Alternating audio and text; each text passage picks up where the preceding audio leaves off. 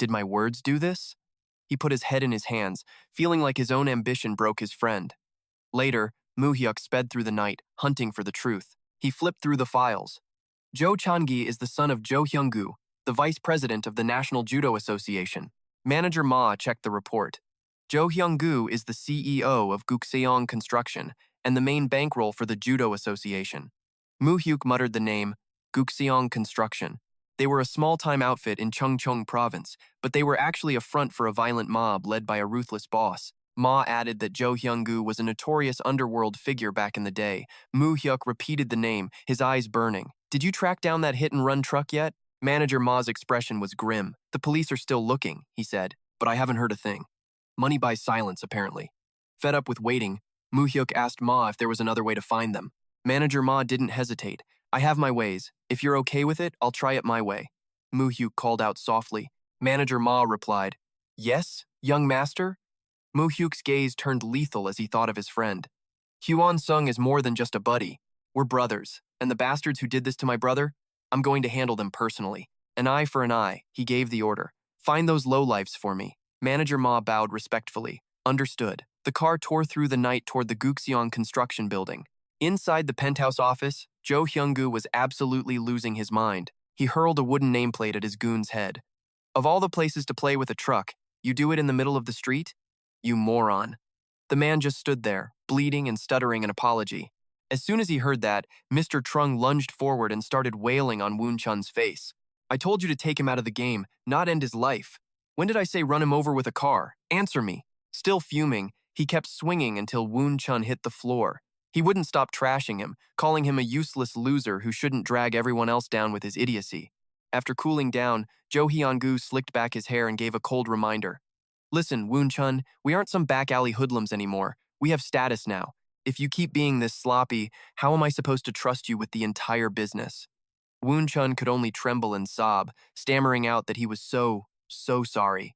Jo Hyun-gu growled, asking about any evidence left at the scene. He made it clear they both needed to stay completely clean in this mess. He pointed a finger right in his face, threatening him. You always overcomplicate things, and then who has to clean up your garbage? That would be me. If you get busted, that is on you. Mention my name, and I will make you disappear from the police force forever. Woon Chun quickly nodded, promising he understood. Jo Hyun-gu lowered his voice, asking about the guys who did it. What is the plan for them? Woon Chun reported that he sent them to Garnium to lay low. Jo Hyun-gu growled a warning to keep their mouths shut.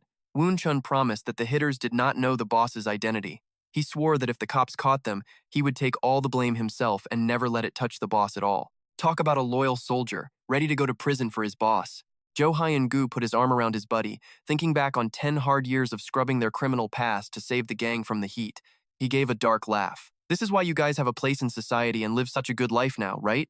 Woon Chun just bowed and agreed, saying the boss was right and that everything they had was thanks to his leadership. Right after that, Jo Hyun-gu tossed a thick stack of cash on the table. Take this, get yourself patched up, and use the rest to keep the kids in line.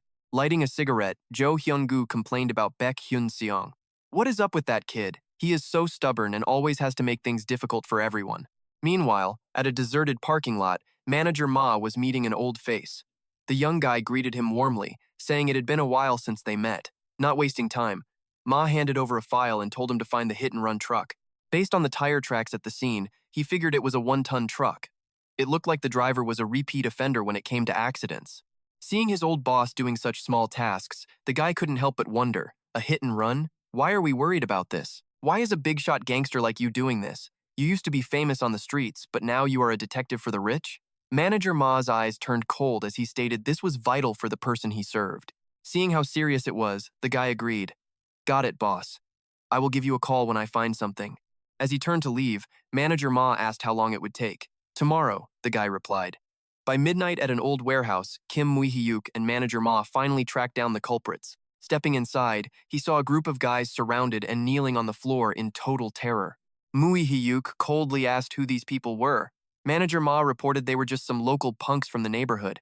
They staged the accident on purpose, and their real target was definitely the kid, Baek Hyun-seong. Mu Hyuk's gut feeling was spot on. He looked at their young, bruised faces and thought it was insane how these kids were already out here doing such terrible, life-ruining things at their age. He growled, asking who sent them. A long-haired guy trembled and begged, "Boss, please, we are just low-level hired help. Please don't take us out of the game yet." Mu Hyuk didn't care about their excuses. He pressed them for the reason and the name. "Speak up, because I never give anyone a second chance." Terrified by the pressure, the guy spilled everything. It was Bae Woon Chun. He ordered us to do it. He told us to make sure that other kids' legs were completely destroyed. Mu Hyuk quietly repeated the name, Bae Woon Chun. His eyes were sharp as he asked exactly who that man was. The long-haired guy explained he was just a neighborhood boss who gave them pocket money sometimes. He heard he was working for some big company lately. That name instantly made Mu Hyuk think of the executive director over at Gukseong Construction. The lackey kept talking, saying that when he gave them the cash, he told them to hit him once and then hide out in Gangneung. That is the whole truth. Mu Hyuk coldly asked how much cash they got paid. While the guy was still stuttering, Manager Ma didn't hesitate to swing his stick for a little rough punishment. Manager Ma is a man of few words but big actions. One hit and the guy was begging for mercy. "Wait, I will talk." But another heavy blow knocked him out cold. Mu Hyuk coldly stated, "I told you, no second chances. How much did you get?" The guy answered through the pain. 500,000 won each. Mu Hyuk did the math. So, 1.5 million won for all three of you. He let out a furious sigh. He couldn't believe that Hyun-seong's entire life and future were ruined over such a ridiculously cheap and insulting price tag. Right then, Mu Hyuk's phone rang. He picked up and told Myung-soo he was busy, but on the other end, Myung-soo was shouting with pure joy. "He is awake!" That tough ox of a guy finally opened his eyes. Mu Hyuk? Hearing his friend was out of danger, Mu Hyuk rushed straight to the Korea University Hospital. He burst into the room, calling out for his father and Myung-soo. Everyone looked back with total relief. Mu Hyuk rushed to the bedside, asking Hyun-seong if he could hear him. "Hyun-seong, it is me, Mu Hyuk." Hyun-seong's eyes flickered open, and he weakly managed to whisper his friend's name. Mu Hyuk gripped his friend's hand, overwhelmed. "Yeah, it is me. How are you feeling?" Seeing him awake brought a massive wave of relief. Thank God, he thought, just thank God. However, that hope was crushed in the doctor's office. Looking at the charts, the doctor said fighting was over. Walking normally again would be a miracle on its own. Hearing the terrible news, Hyun-seong's father completely collapsed. He held his head in agony, crying out about what they were supposed to do now. "My boy has lived for sports since he was a kid. If he can't compete, what is he going to do?" Standing nearby, Mu Hyuk stayed silent, his eyes darkening with a murderous intent. In the quiet hospital hallway, Mu Hyuk stood by the window and called his team. "Manager Ma, it is me. Grab Bae Woon Chun and bring him to me right now." In a secluded warehouse out in the middle of nowhere, Woon Chun was tied tightly to a chair with his mouth taped shut, struggling desperately to break loose. As soon as Manager Ma ripped the tape off, the guy started screaming. "You jerks! Who sent you? Do you even know who I am? I am Bae Woon Chun." Mu Hyuk stepped out from the shadows with a cold stare on his face. "Oh, I know exactly who you are. Bae Woon Chun from Gukseong Construction, right?" Mu Hyuk popping up like that had the thug paralyzed with pure terror written all over his face. Staring at the guy tied up, Mu Hyuk sized him up. "Pretty bold. You must have some serious street cred to be acting this cocky right now. You are totally different from yesterday's losers. I mean, just look at that intense, killer glare in your eyes. That killer aura means nothing when you are facing Boss Mui. Even pinned down, Bae Won-tun barked out, "Damn it, who even are you? You are the one who forced those punk kids to talk, right? Fess up." Mui stayed ice cold. He locked eyes with the man and smirked. "Bae Won-tun, do you really think my identity matters that much right now? Use that brain of yours for once? Or is that head of yours just for decoration?" The gangster roared. "What did you just say, you little brat?" Before he could finish, a lightning-fast kick from Mu Hyuk's man sent Gwon Chun in his chair crashing to the floor. A rain of brutal blows followed, leaving his face a bloody, bruised mess of pure agony. Gwon Chun lay there crumpled, whimpering like a dog before they grabbed him by the collar and dragged him away like a sack of trash. Mu Hyuk looked down at the pathetic loser and coldly stated, "I am only asking this once. Listen carefully. Who ordered the hit on Park Hyun-seong?" Gwon Chun tried playing dumb, stammering, "Park Hyun-seong, why are you bringing him up to me?" Mu Hyuk's gaze turned icy as he leaned in. "You had the guts to do it, but not the guts to admit it? Think hard. Is your so-called loyalty really worth it? Jo Hyuk was the one who sent you, right?" That hit home, leaving Gwon Chun speechless and rattled. Mu Hyuk kept backing him into a corner. "I am going to ask you one more time. If I am right, all you have to do is nod." Park Hyuk refused to give Jo Hyuk that national representative spot, so he ordered you to take him out. Then, you paid off those punks to finish the job by ramming a car straight into him, am I right? Unable to argue with the cold, hard facts, Guan Chun silently nodded, finally confessing to the whole crime. Mu Hyuk's patience finally snapped. He let out a frustrated sigh, fueled by pure rage. Man, I have seriously had enough of this. His face hardened as he snapped an order to Manager Ma. Send them on a trip to the salt mines. Let's see if that sea salt can scrub away their rotten souls. Manager Ma bowed deeply, accepting the command. Understood. Mu Hyuk turned to leave, tossing a final word to Manager Ma.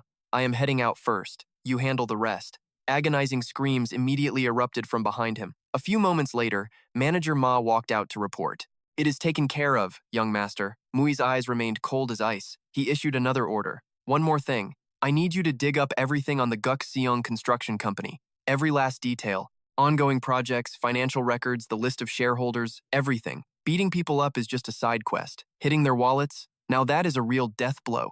Understood, young master. Manager Ma bowed. In the quiet city night, Mu Hyuk sat in his office, lost in thought, before picking up the phone to call an old contact, Director Baek Jong-soo. It is me, Mu Hyuk. On the other end, Baek Jong-soo sounded shocked. Oh? Mu Hyuk? What is going on? Did something big happen over in Seoul? Mu Hyuk cut straight to the point. Director Baek, it looks like we are going to have to start this earlier than planned. That bombshell left the director absolutely stunned. Cut to Mu Hyuk and Manager Ma walking into a high-end skyscraper right in the middle of Seoul. Spotting him in the lobby, Director Baek Jong-soo waved him over excitedly and shouted, "Hey, Kim, get over here. You finally made it?" Mu Hyuk sat down across from him and asked, "You are here. Is everything back in Busan handled?" Baek Jong-soo gave a confident nod to confirm it. "Of course. When I handle things, nothing stays messy. Everything is exactly where it needs to be." He explained he followed orders and arrived in Seoul bright and early, then impatiently cut to the chase. "So, spill it. What do you need?" Mu Hyuk calmly got straight to business. "Do you know Director Jo Hyo Eun-gu from Gukseong Construction?" Baek Jong-soo thought for a second, repeating the name. "Oh, you mean Jo Hyo Eun-gu? That guy with the big reputation in Cheongju, right?" Noticing Mui really knew his stuff about this guy, the older man mentioned he actually bumped into him on his way here today. According to his intel, Jo Hyo-eun-gu started out running dive bars and host clubs before pivoting into the construction business and climbing his way up to being a director. He tried to go legit, but you can still smell the mob on him. Anyway, why is a guy like that showing up here to mess with you? Mui looked him dead in the eye and dropped a bombshell. "I am planning to eliminate Jo Hyo-eun-gu. As for Gukseong Construction, I want you to step in and take over the company yourself." Baek Jong-soo was so shocked he literally jumped out of his chair. He stared back, totally disbelieving. "Kid, what did you just say? Take out Jo Hyo-eun-gu and seize his whole company?" Even as a guy with street cred, Baek Jong-soo felt uneasy. "Look, kid, that old man is more than just muscle. He has got a massive network of powerful people protecting him right here in Seoul. Those connections are exactly why he was able to jump into the business world so smoothly." Mu Hyuk stated firmly, "Do not worry, I will handle those shadowy powers backing him up." Still, Baek Jong-soo could not help but ask nervously, "But do we even have a shot at winning this? We will only know once we move. But if we are going to strike, we need to know exactly what we are up against first." Mui calmly laid out the game plan. "First, we seize Gukseong Construction and establish a rock-solid foundation for ourselves right here in Cheongju. Then, we wait for the perfect moment to officially launch it in Seoul." Hearing this, Baek Jong-soo sighed. "Man, you just got here and you are already diving headfirst into a war. So, what is the move? You planning to strike right now?" Mui looked him deep in the eyes. "Before we start, I need you to do something for me." He coldly revealed the target. "Jo Hyo-eun-gu has a son named Jo Chan-jeon.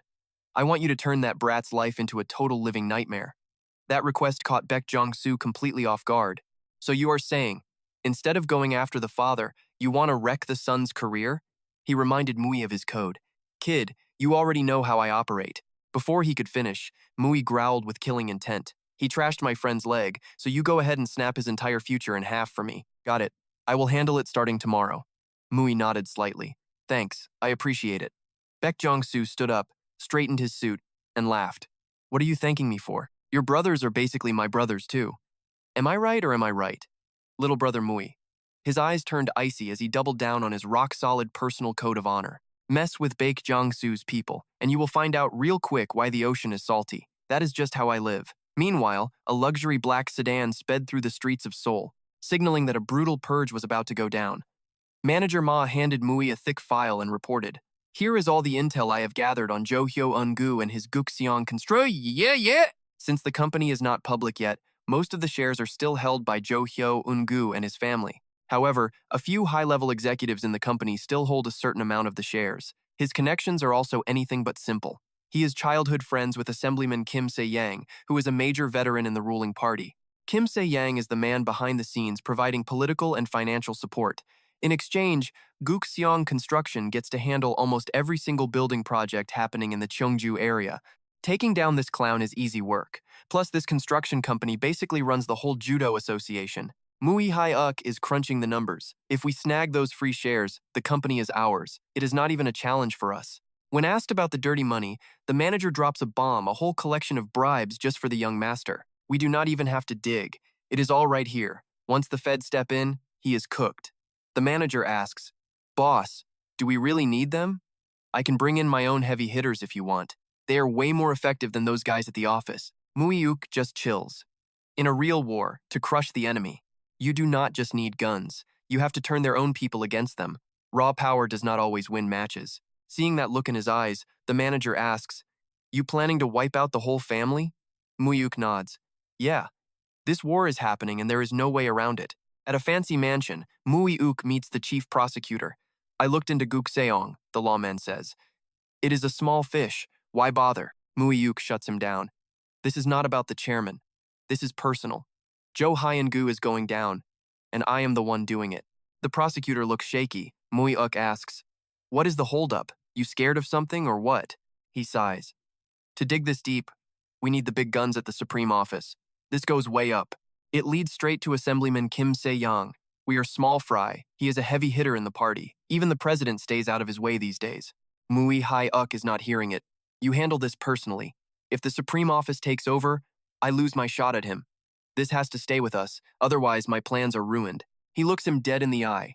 "My grandpa could fix this, but I want to collect this debt with my own hands." Total baller move. Revenge is better served personally. He starts mapping out the enemy's entire power grid. Assemblyman Kim Se-yang was the inside man who helped Jo Hyun-gu hijack the entire construction company. It started with sports, but now they have got friends in high places all over Seoul. This is not just some small-time scam. It is a massive political scandal involving the elite that is about to blow up. Mu Hyuk plays his cards. Handle this right, and it is your golden ticket. You want to be a superstar in the legal world or not? The prosecutor gets it.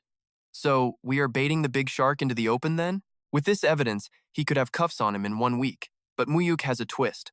"Wait, I want you to leak this to the assemblyman first." The prosecutor is confused. Why tip him off? That is like sending an invite to a thief before you raid the place. Mu Hyuk does not flinch. He does not just want a jail cell. He wants total destruction and full cooperation from the prosecution.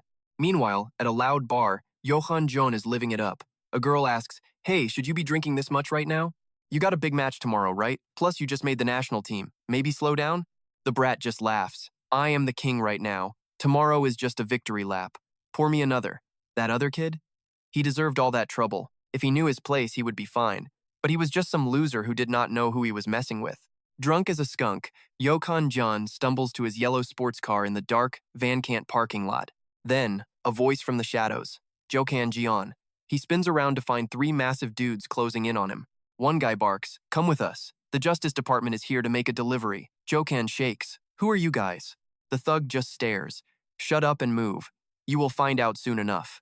The brat tries to act tough. He grabs a guy's shirt. "You know who I am?" He tries a judo toss, but the big man does not budge an inch. "Cute. You really think you made the national team on talent? It was all daddy's money, kid. You are nothing." When he keeps resisting, another guy pulls out a sledgehammer. "We were going to be nice, but you are slow, real slow." Jokan just shakes in total terror. A second later, blood-curdling screams echo through the empty building in the dead of night. In a parking garage, Director Back calls Mu Hyuk. It is done. Mu Hyuk smirks. "Good work, uncle." His eyes go ice cold. Time to finish Jo Hyun-gu and take Seoul. Meanwhile, the dad sprints into the hospital, screaming for his son. He sees his kid in traction, legs totally shattered. He is losing his mind. "Who did this? Who broke your legs like this?" Standing there, fuming, he asks, "Did you see them? Were they people we know? Tell me right now." The kid is traumatized. "They were dedicated. They fixed my legs so good I will never step on a judo mat again." Reality starts hitting the dad. His main guy is missing. Something is seriously wrong. Who are these people coming after his family like this? Back at the office, Mu Hyuk picks up the phone. It is the prosecutor. The lawman is stunned. Guk Seong is dirtier than I thought. Corruption, bribes, even missing people. They have been getting away with murder for years because nobody was brave enough to stop them. He says Jo Hyun-gu is a snake. Without the assemblyman's protection, he would have been behind bars a long time ago. Mu Hyuk is cold. Once we grab him, he is never seeing daylight again. Send the team to their office tomorrow morning. He talks strategy with Director Bach. He is going to try to run today. Keep an eye on him. He is desperate now. He told Uncle Park to scour every rat hole for the guy and promised to be there the second they found him. Even though Park said he had it covered, Mu Hyuk wasn't budging. He just wanted to be there to watch it all go down in person. He wanted to see exactly what happened to arrogant jerks in the end. Meanwhile, Jo Hyung-gu's car was absolutely tearing through the city streets at top speed. Suddenly, a panicked call from one of his lackeys made him jump. "Boss, we've got a major problem." Hyung-gu frowned and snapped back. "What the hell is it?" Stuck in his car, Jo Hyung-gu froze as the voice on the line dropped a bomb. "The prosecutors are raiding the office," he screamed back, completely stunned. "The prosecutors?" Realizing there was a warrant out for his head, his face went pale. He barked at the driver, "Spin this car around, now!" Pride was out the window. It was survival time. He bolted straight to a luxury villa in Cheongnam to hide out. But little did he know, Mu Hyuk and Park Jung-soo were already on his tail. Mu Hyuk pointed at the mansion, saying, "There it is, right over there." Checking the perimeter, Uncle Park coolly counted about 10 guys. "Nothing we can't handle," he muttered, completely unfazed by the security. Mu Hyuk gave the cold order. "Time to take out the trash. Uncle, clear this place out. It is an eyesore." Park Jong-soo tossed his cigarette and smirked with total confidence. "Give me 10 minutes. Relax. I have got this." With that, he led the charge inside. "Let's move." Inside the villa, Jo Hyung-gu was frantically calling everyone for help, but every single person was hanging up on him. He roared into the phone, "Prosecutor Park, think about all the cash I have fed you. Now you tell me to handle it myself?" The line went dead. He screamed at the silence, "You are just going to wash your hands of this?" He slammed the phone onto the floor in a rage. Absolute cowards. He wasn't done yet. Hyung-gu turned to his man. "Did you get a hold of Congressman Lee yet?" When he heard nobody was picking up, he grit his teeth in fury. That snake. He is fast enough when he wants a bribe, but the second things get real, he vanishes. Right then, the door was kicked off its hinges. Jo Hyung-gu jumped back, terrified. "Who the hell are you?" Park Jong-soo strolled in with a massive sledgehammer over his shoulder and a squad of goons behind him. "Big boss Hyung-gu. Been a long time, hasn't it?" Jo Hyung-gu's face went white as he recognized the man. "Park Jong-soo?" Uncle Park gave a wicked grin. "Last time we crossed paths was years ago in Incheon, right? I heard the big boss traded the streets for a desk job to start a real business. Looks like you have been living the high life." Jo Hyung-gu snarled, backing away like a cornered rat. "You bastard, what are you doing here?" Park Jong-soo didn't waste words. He just signaled his crew, "Get him!" A brutal brawl erupted inside the mansion. Screams echoed through the halls as Jo Hyung-gu's guys got absolutely demolished by the overwhelming force. Once the dust settled and the room was cleared, Mu Hyuk slipped in, wearing a black mask to hide his face. A lackey walked up and gave the report. "It is all done, sir. You can go inside now." Inside, Mu Hyuk saw Jo Hyung-gu on his knees, beaten and humiliated. Park Jong-soo was lounging in a chair, dripping with sarcasm. "You had it too easy for too long, didn't you, big boss? Now that you are in this mess, hand over every last share of your construction company to me. You are losing it all anyway. Might as well make it easy. You are going to prison empty-handed." He laid out a cold deal. "Sign this, and I will let you walk into the prosecutor's office in one piece. If not, well, things are about to get a lot more painful for you." Park Jong-soo slammed the documents onto the table and growled, "Sign and seal this right now, big boss. Move it!" Jo Hyung-gu screamed in a fit of rage. "You absolute snake, Park Jong-soo. You are the one who sent people to break my son's leg, aren't you? You are insane if you think I am giving you a dime." Faced with that outburst, Park just coldly reminded him of the stakes. "Hey, I left the kid one good leg, didn't I? Or do you want me to make him a complete cripple?" His eyes turned lethal as he gave the final threat. "One phone call is all it takes to finish the job. What do you think? My boys are at the hospital right now, just waiting for my command." Terrified for his son's life, Jo Hyung-gu completely broke down. He started shaking and begging for mercy. "Please, I am begging you. Do not touch my son." But Park Jong-soo didn't let up. He kept the pressure on. "I am only being this nice because of our history. You should really appreciate that, do not you think? Come on, tell me what you are thinking. If word gets out that you are a loser who got his legs broken by his own lackey, you are finished in this business. If you want a peaceful life, just sign the damn paper. In total despair, Jo Hyung-gu could only wallow in his pain. Sung-yoon stepped up and handed the phone to Mu Hyuk while Jo sobbed and screamed, "Okay, I will do it, I will sign." Park Jong-soo gave a triumphant smirk as the defeated man tremblingly signed his life away. Once the paperwork was finished, Mu Hyuk's man grabbed the documents and confirmed everything was officially sealed. Park Jong-soo leaned in with one last threat. "Remember, if you say the wrong thing to the prosecutors, you are dead meat, and your entire family won't be safe either. Keep that in mind." He made it clear he wasn't leaving anyone out. "As for the shares your wife and cronies are holding, do not you worry. I am going to visit every single one of them and take it all back." Seeing the job was finished, he signaled his crew. "All right, that takes care of that. Let's head out, boys." The gang cleared out fast, leaving nothing but a wrecked room and a broken man behind. Mu Hyuk stayed behind, watching the fallout through his black mask. Once they were alone, Jo Hyung-gu crumpled the leftover papers in a fury and spat out a curse. "Just you wait. When I get out, I am gonna..." Suddenly, he realized he wasn't alone. There was someone standing right behind him. Jo Hyung-gu whirled around and barked, "What now? Who the hell are you supposed to be? If you are done here, then get lost." But the only answer he got was a lightning-fast kick straight to the face. The impact was brutal, sending Jo Hyung-gu flying across the room until he collapsed on the floor. He groaned in agony, gasping out, "You."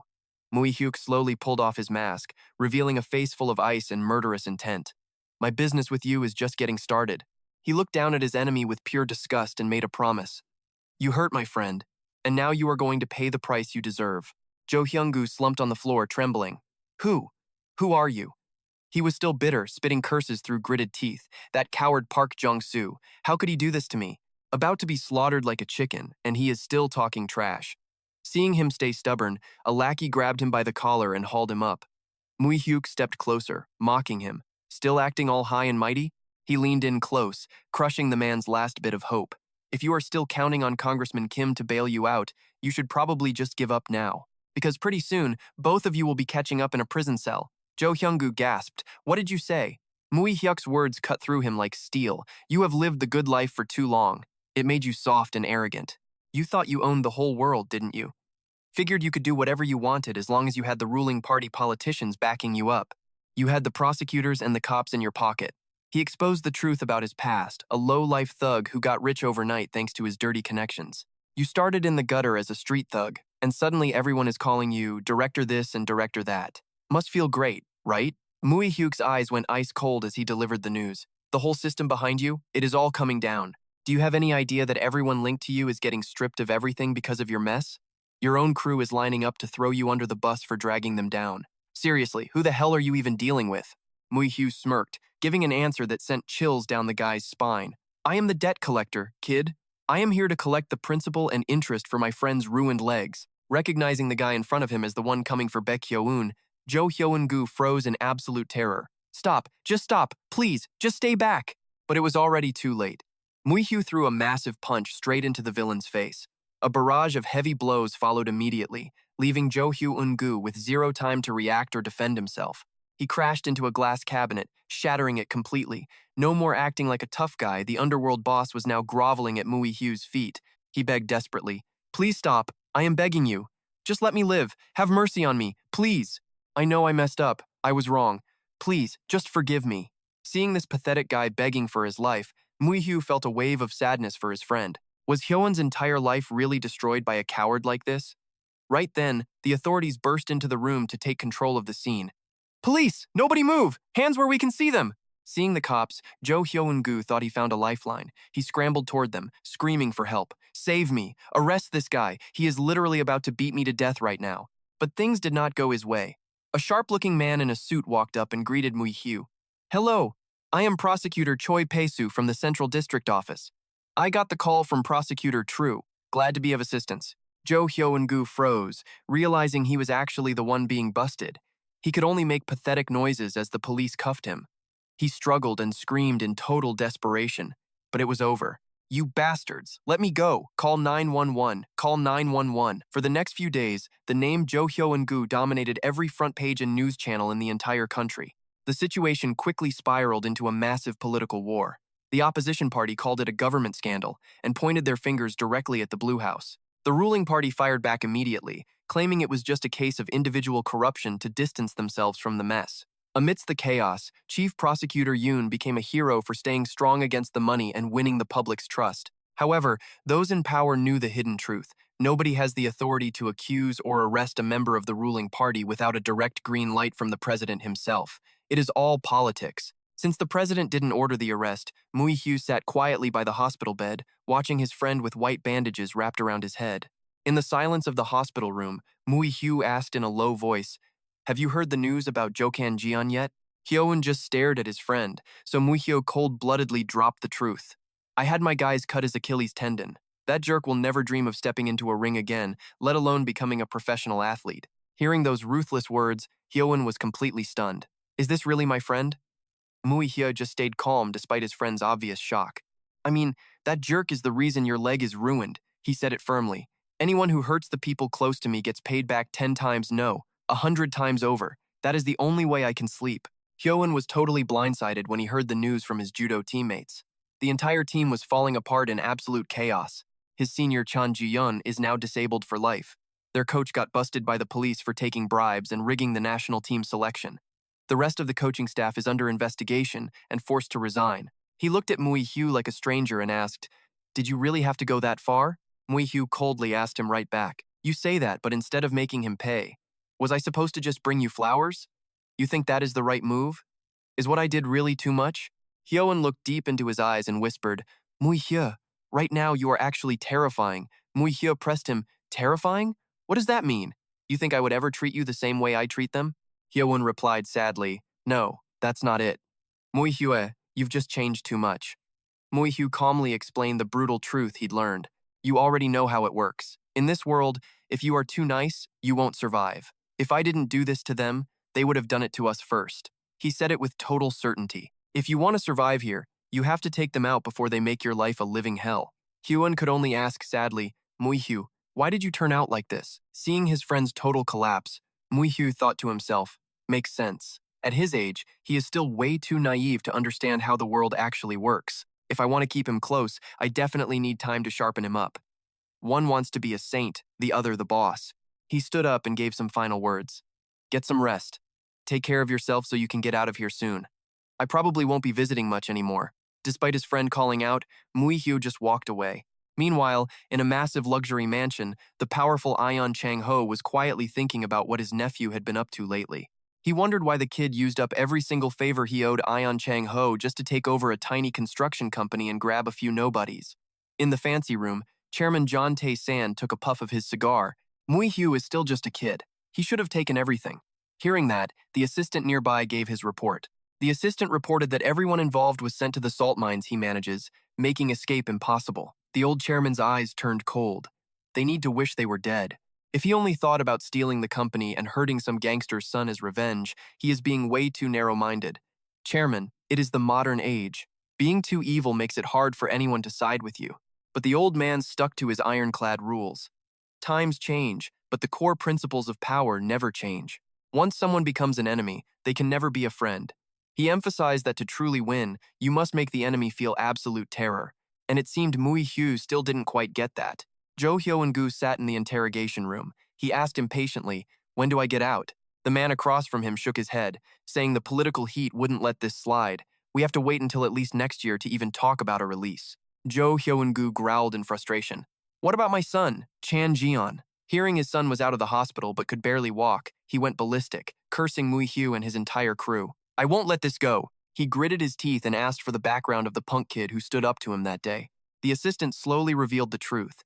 His name is Kim Mu Hyuk. He is the grandson of Chairman John Tae-san, the biggest shark in the entire private lending industry. That name hit him like a lightning bolt. Jo Hyun-gu stammered, "What? Did you say the grandson of Chairman John Tae-san?" He started sweating, face turning pale as the terrifying truth set in. "We messed with the wrong person."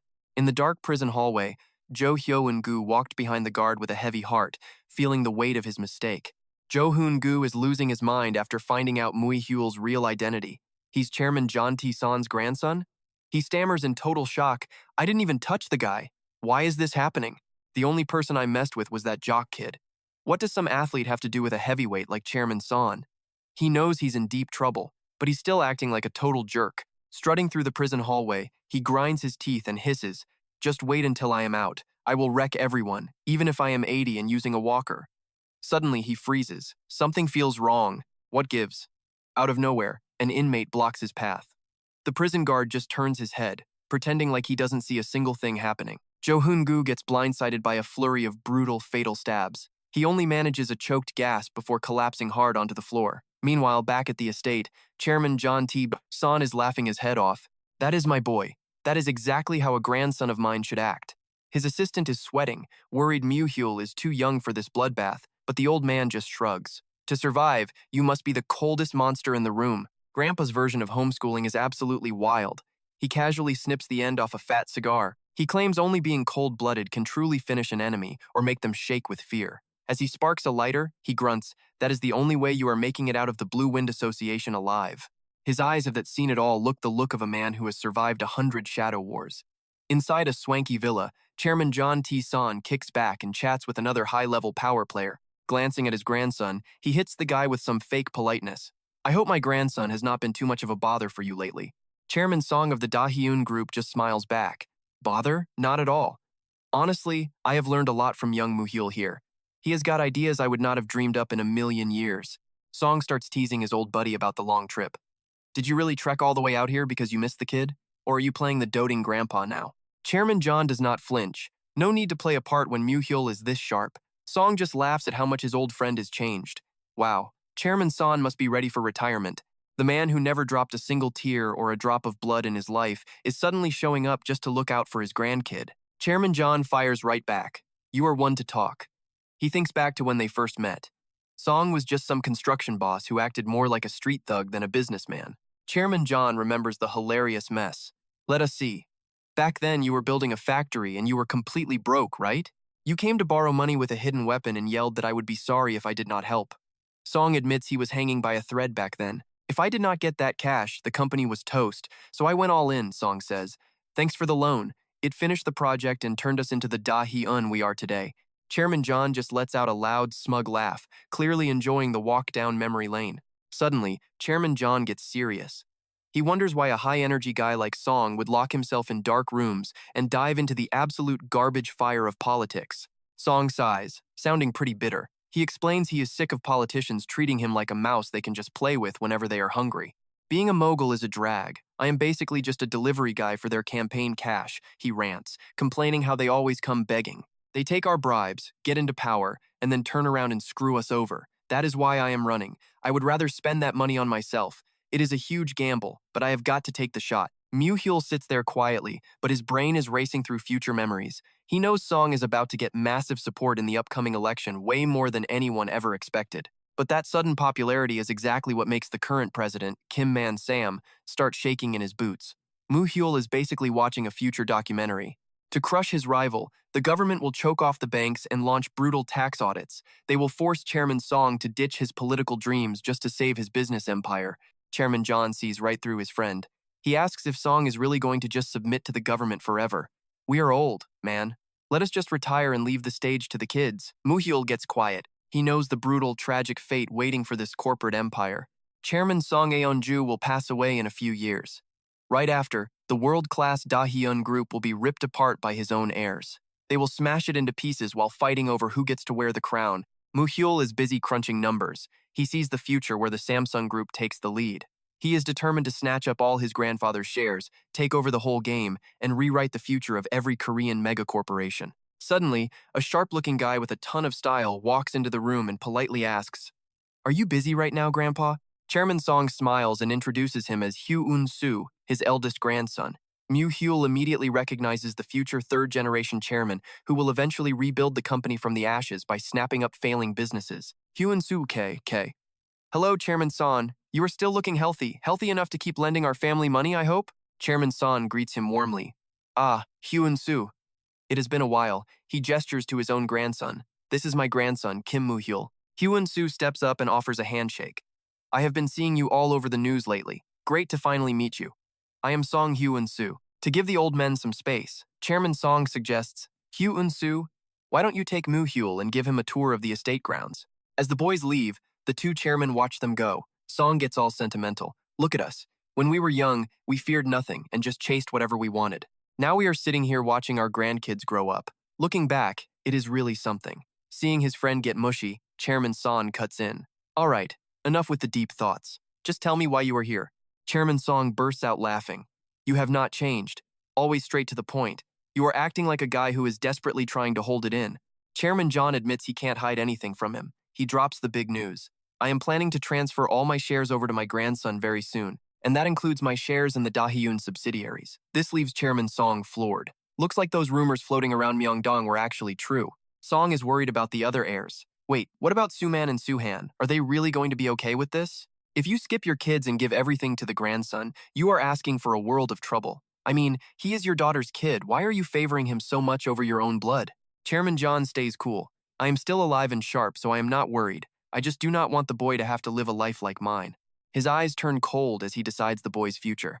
I will give part of the business to the kids, but Mu Hyuk, I want to raise him in a clean environment, far away from all the filth of this society. Chairman Song was skeptical. I mean, the kid is only 20. Don't you think it is a bit too early for this? Chairman John just chuckled at his concern. Honestly, for a guy in your position, you are not very sharp. Mu Hyuk is not some ordinary kid. You are just getting old and losing your vision. My grandson sees the future. But that is not all. He might look humble, but when it is time to pull the trigger, he is cold, decisive, and follows his own gut every single time. Over the years, Mu Hyuk has never broken a promise and always crushes expectations. Chairman John then dropped a heavy question with a smirk. Do you honestly think any of my own sons could ever outshine this kid? Chairman Song went quiet for a second.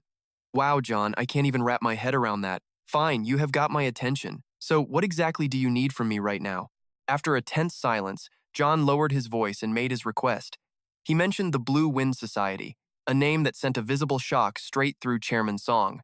Meanwhile, out in the garden, Mu Hyuk and Hyunsu were having a private chat. Hyunsu smirked and started teasing him immediately. Hey, I saw you all over the news lately. Man, rich kid saying school is easy is just peak comedy. Mu Hyuk just laughed it off, explaining it was a random comment he made while surrounded by reporters. He did not realize they would keep roasting him for it all year long.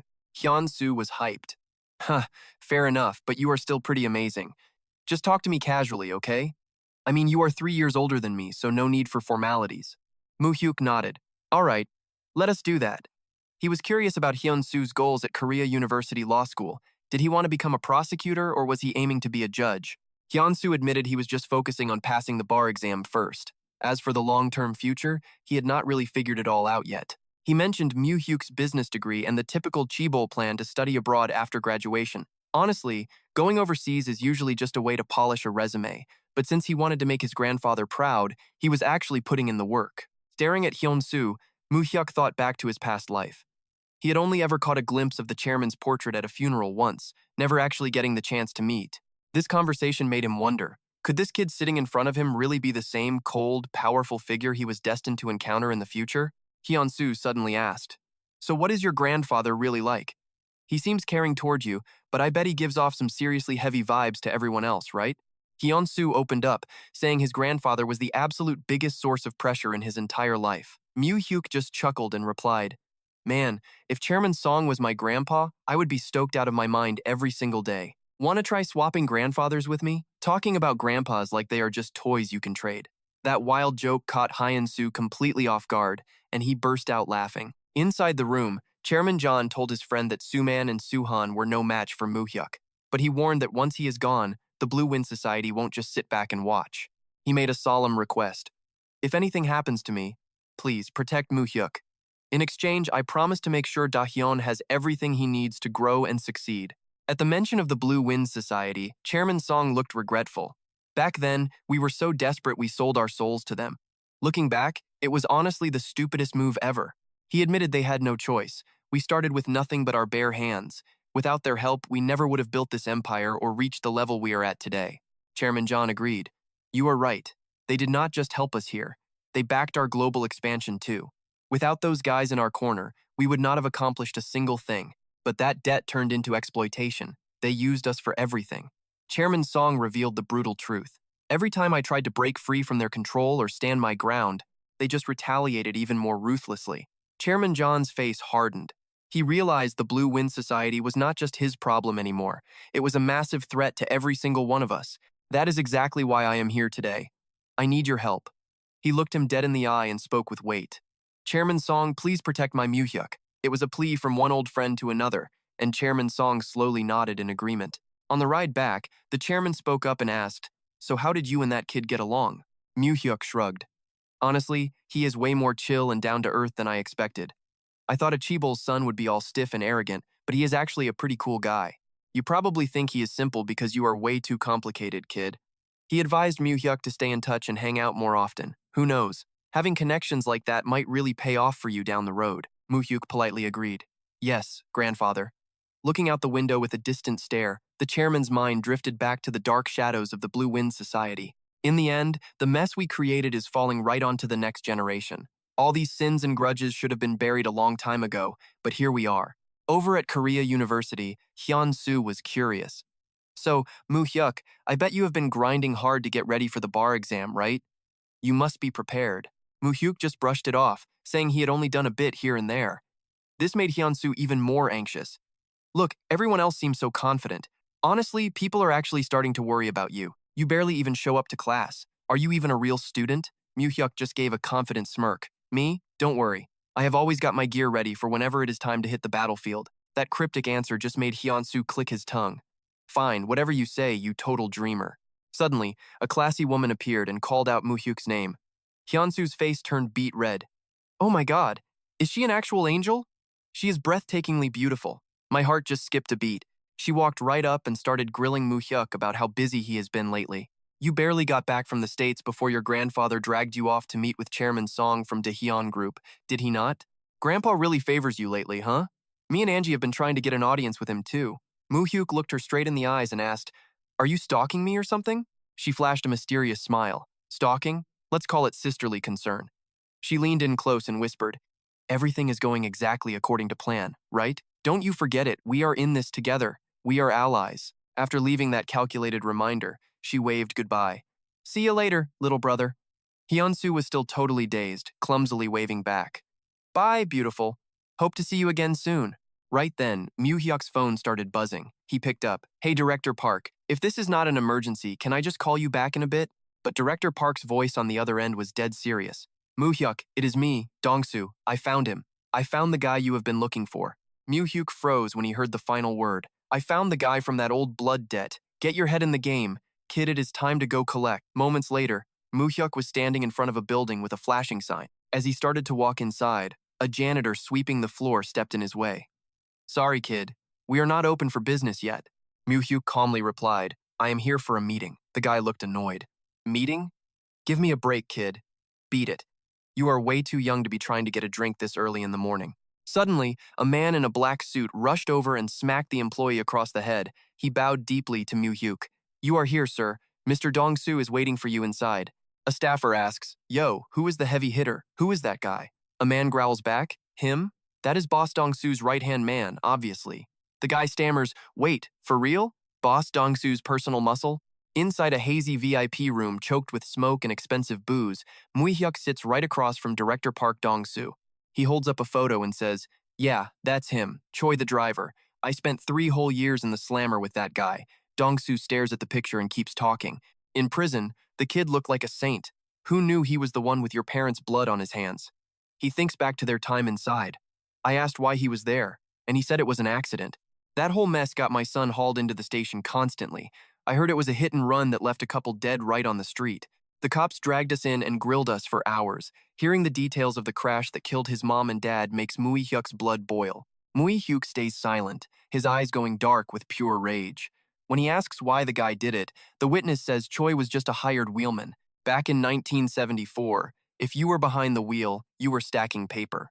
The pay was better than months of hard labor. When things went south, the bosses gave him 10 million won to take the fall. 3 years in prison, then another 10 million won when he got out. The old witness scoffs. The guy was actually proud. He thought the car owner had already fixed everything with the cops and the prosecutors. He had no clue he was just a pawn for the powerful elites. When Mu Hyuk asks where Choi is now, the old man downs his drink and says coldly, "He is dead." Hope vanishes in a heartbeat. He had barely finished his sentence before he was killed in another car crash. Mu Hyuk freezes in shock. The old man is certain it was a hit to tie up loose ends, since dying right after getting out of prison is way too convenient. Mu Hyuk grinds his teeth. His only real lead on his parents' murder has been completely cut off. He demands to know why the others in the car weren't arrested, but the witness explains that Choi was actually a pretty sharp guy. Apparently, he secretly recorded the entire conversation of the two masterminds while waiting. Mu Hyuk is desperate to hear it, but the old man starts acting senile, claiming his head hurts and his memory is shot. Knowing the game, Mu Hyuk slams a stack of cash on the table.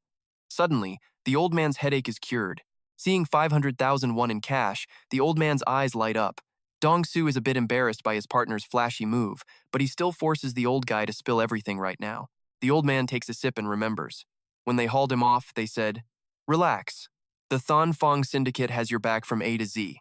That name hits Mu Hyuk like a ton of bricks. Thon Fong. He remembers his grandpa and ma mentioning them. Was his parents' death tied to this group? He demands to know more. Did you hear any names or specific street names of those thugs? The old man shakes his head. Nah, that is all I know. Nothing else. The old man hesitates. Oh, wait. There was one more thing. Dong-soo loses his cool and snaps at him. Stop playing around, just spit it out. I told you I would take care of you if you told us everything, didn't I? Everyone is losing their minds here, and you are still stalling. The old man mumbles. Fine, fine. Stop yelling. Apparently your mom was targeted because she was born into money and did not watch her back. Something about the Joan bloodline being against the rules and having to kill off your own siblings. Hearing this, Mu Hyuk stands up so fast the table shakes. His mind is racing. Thon Fong, Jo and Sumin, Jo and Suhan, you are the ones who murdered my parents. Pure fury takes over as the brutal truth about his enemies finally comes to light in the dark city. On the drive back, Mu Hyuk stares out the window, piecing it together. If Sumin killed her, it was definitely for the cash. No other reason makes sense. He wanted Grandpa's massive fortune, so he and Suhan decided to take her out. Killing your own sister for money? But why use the Thon Fong Syndicate? If Grandpa ever found out, he would have destroyed them all. He keeps analyzing the play. Sumin is a snake. Connecting the dots to his talk with Grandpa, it's possible Grandpa already knows Thon Fong hit her. His eyes turn cold with suspicion. What is the real deal between my grandfather and the Thon Fong Syndicate? Sitting in the car, his mind is a total mess. Did Grandpa know Suman was behind this? And if he knew, why the hell did he stay silent? Did he view her as an outsider, or was he just hiding the truth? The headache and the betrayal are too much. He groans in frustration. Ugh, I am done. Forget the schemes for now. Just take me to Busan so I can eat my grandma's cooking and clear my head. The car rolls through the night toward his old apartment in Busan. When he shows up unannounced, his grandma nearly jumps out of her skin. Oh my, who is this? She starts fussing over him immediately. How is school? You must be working so hard. Is your grandfather doing okay over there? Mu Hyuk just smiles. One question at a time, Grandma. I can't keep up. He puts a hand on her shoulder. I am starving. She panics. Oh, okay, just wait. I'll get dinner ready. A warm spread of home-cooked food is on the table in minutes. It's exactly what he needed. Grandma sits next to him, watching him eat. Were you that hungry? My little puppy is eating like he hasn't seen food in days. Is the food in Seoul that bad? You're a big shark out there, but you're still my baby here. Mu Hyuk eats and says, my stomach's been off lately, and the food up there is bland.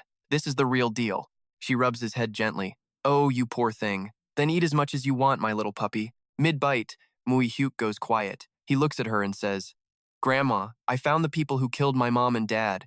Her face goes completely pale. His eyes turn cold and murderous. I am going to catch every single one of those bastards and tear them apart. Every person involved, one by one. None of them are getting away. I will gut them myself. I am going to kill every last one of those scumbags. Seeing him freeze with his spoon midair, Grandma asks worriedly, Honey, why'd you stop eating all of a sudden? Is it not good? He snaps out of it and smiles. It's great, Grandma. Give me another bowl, please. This soybean soup is fire. I was ready to wreck the entire world, but now I am just a hungry kid eating well. Looking at her working in the kitchen, he knows she should not hear this yet. She has tried so hard to move on. Dragging up the truth would only rip open those deep scars again. Revenge is my job now. The next morning, Mu Hyuk leaves the apartment to head back to the big city. Sitting in the car, he tells manager Ma he is going back to driving cabs tomorrow. But first, he has to visit Jun Suhan in prison at least once. In the prison, Jun Suhan walks out under heavy guard. He freezes when he sees Mu Hyuk and manager Ma sitting there waiting for him. Suhan snarls, Kim Mu Hyuk, why are you here? Where is my brother? Mu Hyuk calmly asks. Is it weird for a nephew to visit his favorite uncle? He pushes a plate across the table. Sit down, uncle. I know you love sushi, do not you? Feeling insulted, Suhan turns to leave. Looking at your face makes me sick. Guard, take me back. Mu Hyuk coldly stops him. Sit back down right now, uncle. If you do not want to lose everything while you are locked up, that one sentence makes Suhan stop dead in his tracks. He sits down bitter. You little brat, you are just here to steal my father's chairman's seat, are not you? You little piece of trash. He glares with total suspicion. What do you want from me? Mu Hyuk stays calm and asks a question of his own. Uncle, why do you keep messing with me? Suhan snaps. You do not know? Your mistake was ever joining this family. Stay in Busan. Why come here and cause all this trouble? Mu Hyuk looks him in the eye and starts the mind games. 'Cause trouble? Really? Do you really want to live like this forever, uncle? Always playing second fiddle and cleaning up after your older brother? Suhan slams the table and screams at him. You want to die, you little bastard? Suhan is raging, but Mu Hyuk's man stands there like a solid brick wall, not moving an inch for anyone. Suhan grits his teeth. Who do you think you are, glaring at me like that? The man calmly replies, Sit down, Director Jun Suhan. Do not make a scene. Mu Hyuk stays sitting with his back turned. Sit down, uncle. Suhan flops into his chair, growling with pure frustration. Did you come here to mock me? Being locked up here is bad enough. What do you want, you bastard? You love playing the victim, do not you? It is honestly pathetic to watch. Mu Hyuk stays scary calm. I have questions, he says. I heard the truth about how my parents actually died. And I have got some follow-up questions. That shuts Suhan up. Sweat starts dripping down his forehead. Mu Hyuk leans in close, staring straight into his soul. Something about that story feels very wrong. You feel it too, do not you? My mother was Grandpa's only daughter. Even if they were fighting, she was still family. It makes no sense that he gave up. His daughter and son-in-law die in a crash, and he just ignores it? He never looked for the real killer. That is completely impossible, uncle. Suhan stammers, trying to cover it up. The police caught the guy already. Why are you bothering me with this? Mu Hyuk smirks, his voice turning ice cold. You know that guy was a fake. It was an accident, right?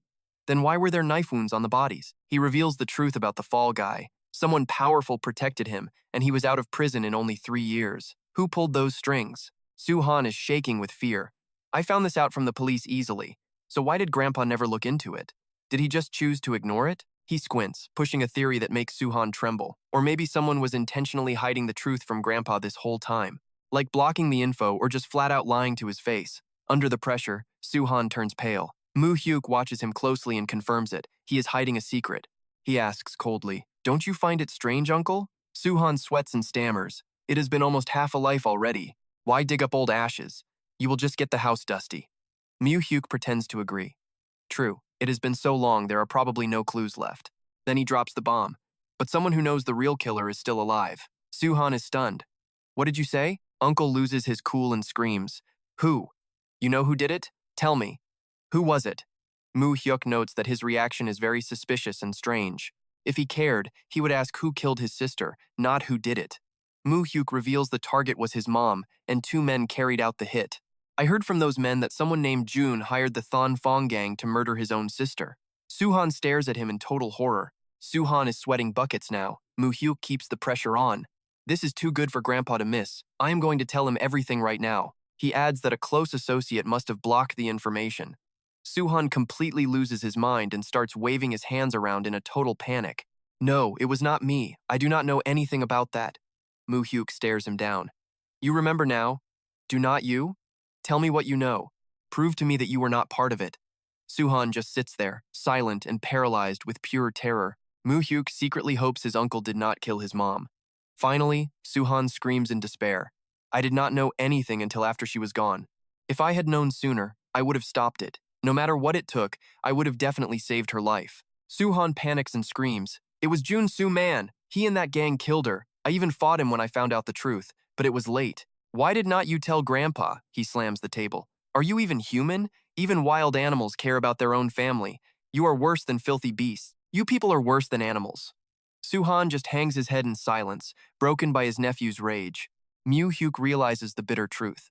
They tried to kill me too. If they can murder their own sister, a nephew means absolutely nothing to them. He glares at Suhan with a final threat. I hope you are telling the truth. If I find out you lied to me, I will make you wish you were dead. Don't mess with a law school valedictorian. He knows how to follow the rules to bury you. Stepping out of prison, Mu Hyuk stands alone by the river as the sunset bleeds red. Questions about his grandfather flood his mind.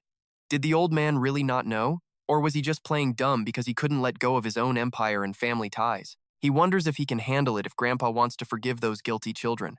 Would he actually dare to defy the old man and chase his revenge all the way to the end? Manager Ma interrupts his thoughts. The wind is picking up, young master. Let's get in the car and move out. Mu Hyuk asks quietly, what should I do? Ma's answer is straight. Do whatever you want, sir. But Mu Hyuk wonders, even if it goes against the old man's wishes? Ma's eyes turn sharp and he cuts right to the chase. What are you scared of, sir? Losing your grandfather's favor or getting kicked out of the family and losing your inheritance? That hits Mu Hyuk hard. He tells himself, he's right. What am I even afraid of right now? Manager Ma pledges his total loyalty. No matter what you choose, I am sticking with you. Even if I have to leave the chairman, I will go wherever you go, boss. Realizing he said too much, he bows. Sorry, young master. I crossed the line. Mu Hyuk taps his shoulder. No, thank you for being real with me. If you ever see me making a bad call, stop me. He walks to the car, eyes fixed on the horizon. Let's go home, Ma. I need to have a talk with Grandpa. Entering the mansion as the light fades, Mu Hyuk heads straight for the office. Grandpa, I'm home. The old man sits in his chair, looking up at his grandson. I thought you would be back earlier. Been that busy lately? Mu Hyuk doesn't try to hide anything or play games. Mu Hyuk calmly says, I visited Uncle Suman today. The old man's face drops in shock. He narrows his eyes. Suman, why would you go see that man? Mu Hyuk sits down. I just needed to verify a few things. When Grandpa looks confused, Mu Hyuk stares deep into his eyes and throws the question right back at him. Grandpa, I assumed you knew everything already. Since the old man stays silent, he drops the bomb. The truth is, my parents didn't die in an accident. They were murdered. The air in the room turns freezing cold. Grandpa is speechless, totally stunned. Mu Hyuk's eyes turn ice cold as he adds more. Both Uncle Suman and Uncle Suhan were involved. Hearing that, the old man closes his eyes. His face is a mask of pain and regret, like a dark family secret was just ripped out into the light. Mu Hyuk stands up and snaps. You knew this whole time, didn't you? If you knew, why did you stay silent and keep me in the dark? Years of bottled-up rage finally explode. He screams, all these years, I have been bowing and calling the people who killed my parents uncle. Mu Hyuk growls in bitterness. Were you going to take this to your grave and let me hate you forever? Deep down, he finally starts to understand the truth. He realizes why, in his past life, Grandpa kept him around even after everything fell apart. It was because the old man felt crushed by guilt over his daughter's death. He knew that if the family fortune went to those cold-blooded snakes who would even kill their own blood, the entire dynasty would eventually crumble and rot away for good. In his painful memories, Mu Hyuk remembers Grandpa dying before he could fix anything. And in that life, those same people ended up killing him too. Back in the present, Grandpa is shaken. How did you dig up such a deep family secret? Mu Hyuk reveals. I heard Suman hired the Thon Fong Association. At first, they only wanted my mom, but then they killed my dad too. Mu Hyuk glares at him. What kind of organization is this Thon Fong Association anyway? Why would he need them to take out my mother? The old man closes his eyes, sounding broken. Every sin in this family starts with me. He starts telling the brutal truth. The Thon Fong Association isn't just some gang. They control politics and finance both here and across the ocean. You know how it works. Loan sharking doesn't survive without heavy backup. In the past, I used their power to expand my reach. At first, it was just business, but then they started demanding more. Eventually, I couldn't take it anymore and yelled at them. Get out! I am not giving you another cent, a man in a hat told me coldly. Chairman John A., you are making this difficult. You promised to help us unconditionally whenever we called for a favor, remember? I snapped at them to stop the fake morality. You have been sucking me dry for years. You know exactly what you've taken from me already. The debt is paid. Get out of my sight and don't come back. The group just turned and walked away without saying another word. Before leaving, the leader dropped a lethal threat. You will soon realize that today's decision was the biggest mistake of your life, Chairman John. Not long after, he got the news that his daughter was gone. He admits to Mu Hyuk, her death was the price for me standing up against them. Mu Hyuk wonders if this group is really that powerful. Can they actually trample over everything his grandfather has built? Grandpa remembers the horror. After that tragedy, he was forced back into a deal with them. In that meeting, he set one clear rule. Don't touch my family. He reveals that Suman was pressured so hard he had to give up his sister's location, even though she had cut ties with the family years ago. The old man sighs, trying to defend his son. Suman was just a messenger. The other guys were the real monsters. He is only a little bit evil. Mu Hyuk counters coldly. No, you know how greedy your sons are. He looks Grandpa in the eye. You might want to believe that, but I definitely don't. Mu Hyuk faces the bitter truth. Even if the gang pulled the trigger, the ones who gained the most from his parents' deaths were his two uncles. His eyes burn with a murderous intent. No matter what, I am never going to forgive them for what they did. Shocked by his grandson's intensity, the old man stands up and yells. But Mu Hyuk doesn't flinch. He stays calm and says, I am not stopping this revenge. The deal for payback is sealed. Nothing is going to stop him now. Looking at his cold face, Kim collapses into his chair, totally drained. He hides his face and asks, They are your own blood, aren't they? They carry my legacy. Must you really do this? Mu Hyuk just stays silent, letting the tension choke the room. After a long silence, he speaks. Chairman John, I'm leaving this to you. Mu Hyuk stares his grandpa down with a chilling warning. If the old man stays silent now, it won't be long before the next person murdered by those monsters is his own grandson. Right now, the once powerful chairman did not look like an unshakable mountain anymore. He just seemed like a frail old man ready to let everything go. His grandfather replied in pain, Even if you are right, how could I ever kill my own children with my own hands? I promise you, that will never happen as long as I am still breathing. Mu Hyuk does not back down. He makes one final demand. At the very least, get them out of my sight. Send them somewhere far away where I cannot see them. Take back everything you gave them so they finally learn their lesson. Do that and I will let them go. Without cash, those uncles are nothing but paper tigers. It was a cold move. He knew he could end them any time, but he did not want his grandfather to see the family crumble into pieces again. The old man stays silent, so Mu Hyuk stands up. If you won't agree, I am out of here. He coldly declares that he is going to level up. When he returns, those uncles are officially done for. Watching his grandson walk away, the old man panics and calls him back. Mu Hyuk, wait. After an internal struggle, he finally caves in and says he understands. Grandpa hangs his head in defeat. Fine, I accept. Do whatever you think is best. That night, at a small rooftop apartment, Myung-soo jumps when he hears a loud pounding on the door. He opens it and asks who is there. Seeing Mu Hyuk looking totally crushed, Myung-soo worries if he got dumped. Mu Hyuk does not say a word and just asks for a drink. He grabs a bottle and chugs the whole thing in one go, leaving Myung-soo totally speechless. Myung-soo keeps pushing him for a real answer. Is it something serious? Did something happen in Busan? Crushed by the truth about his family, Mu Hyuk starts sobbing. Deep down, he feels sorry for himself and his late parents who are already gone. In the quiet room, Chairman Jin mutters bitterly, My daughter is gone, and there was nothing I could do. He painfully admits that he knew all along how Ju-man teamed up with the Alliance to commit that horrific act, yet he was too weak to stop them. He looks at his loyal assistant and scoffs at himself.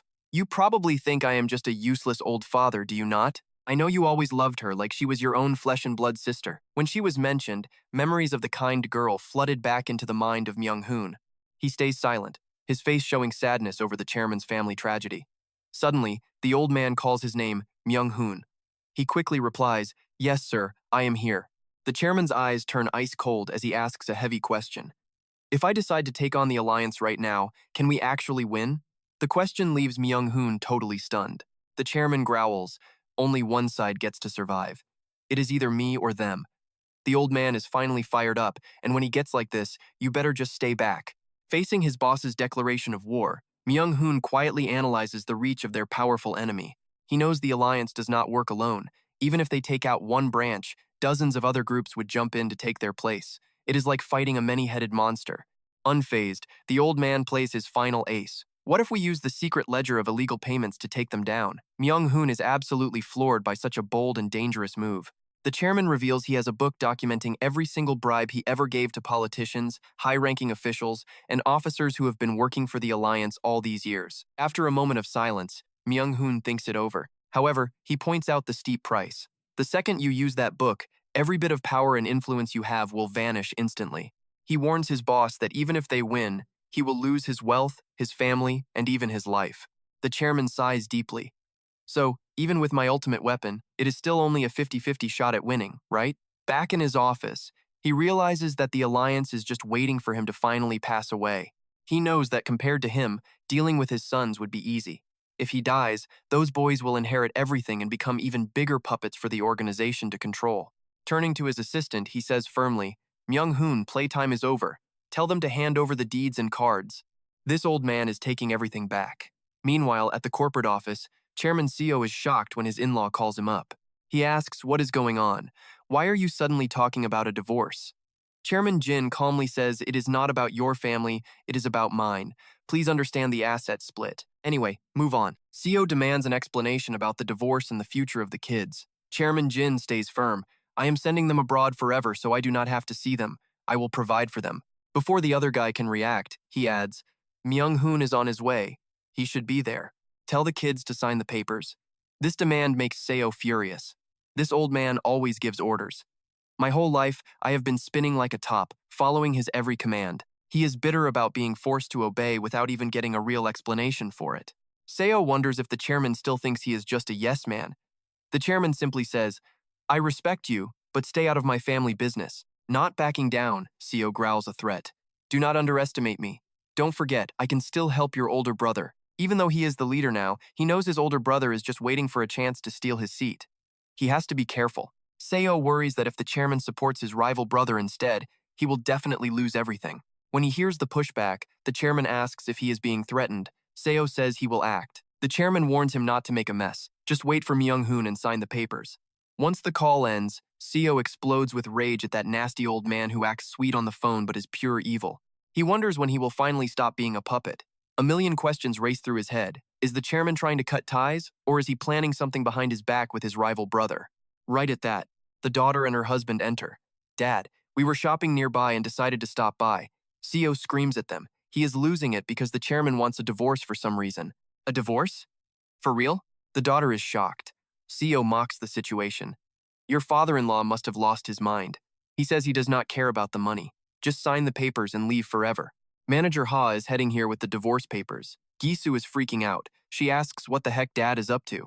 Suman looks like he is totally in the dark on this one. Haek-young keeps going. She says they just saw his father a few days ago, but lately, they barely even talk. You know how our relationship is, she starts, but the secretary cuts her off. President, excuse me, Manager Ha Myung-hoon is here. He walks in looking like a literal ice cube. It has been a long time, everyone, he says. President, Madam, and little Miss Gisu, nice to see you. Ha Myung-hoon coldly drops the file on the table. These are the divorce papers for the young master and his wife, he announces.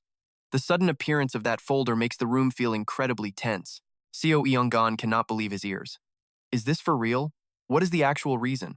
Manager Ha just stays stone-faced and tells him he cannot say anything. It is strictly business, apparently. Knowing how stubborn his in-law is, Seo Eong-gon sighs in total defeat. He turns to his daughter and gives her a sharp order. Haek-young, just do it. Haek-young is shocked. But Dad, I am too old for a divorce. What about the kids? Can you please talk to my father-in-law for me? He is someone we can negotiate with, right? But Seo Eong-gon just yells, stop making a mess of this, just sign it and get it over with. With her dad breathing down her neck, Haek-young reluctantly signs while Gisu watches. Seeing his daughter in pain, Seo Eong-gon silently fumes with rage. That old man Cho Dae-sun is really something else. Standing next to her mom, Gisu is totally confused. This drama feels way too familiar. She is betting her monster cousin has something to do with this whole mess. Meanwhile, over at the corporate headquarters, Cho Suman is about to face a very harsh reality check. Manager Ha Myung-hoon slides the signed folder across the desk. The madam has already finished signing. Now we just need your signature, director. Suman loses it. He flips the papers into the air and screams. Damn it! Is everyone insane? Whose idea was this divorce anyway? Ha Myung-hoon stays totally chill. He leans down to pick up the scattered papers and says firmly, this is a direct order from the chairman. Then, he drops a heavy threat. If you do not sign, the chairman will handle this personally. Suman is stunned. He cannot believe what is happening. A divorce? Why is he forcing me to get a divorce? Is he really trashing a 20-year partnership with the Samjin group? Suman finally sees his father's deep scheme. He growls, knowing that Ji-hoon and Gisu will soon be running the whole show. This is just a play for the Cho family to take over Samjin, right? He planned this from the start, forcing me into a marriage just for this power move. But Ha Myung-hoon just coldly tells him to pack his bags for an overseas trip. Suman explodes with rage. What did you say? Is this all because of that Mujin kid? He wants to hand everything over to that brat and kick me out of the country? I am his eldest son. Suman starts swearing like a sailor, totally losing his mind. Damn it, has that old man gone senile? Hearing the director's insults, Ha Myung-hoon shoots him a sharp look. Director, I suggest you be very careful with your words right now. But Suman is not having it. No way, this cannot be happening.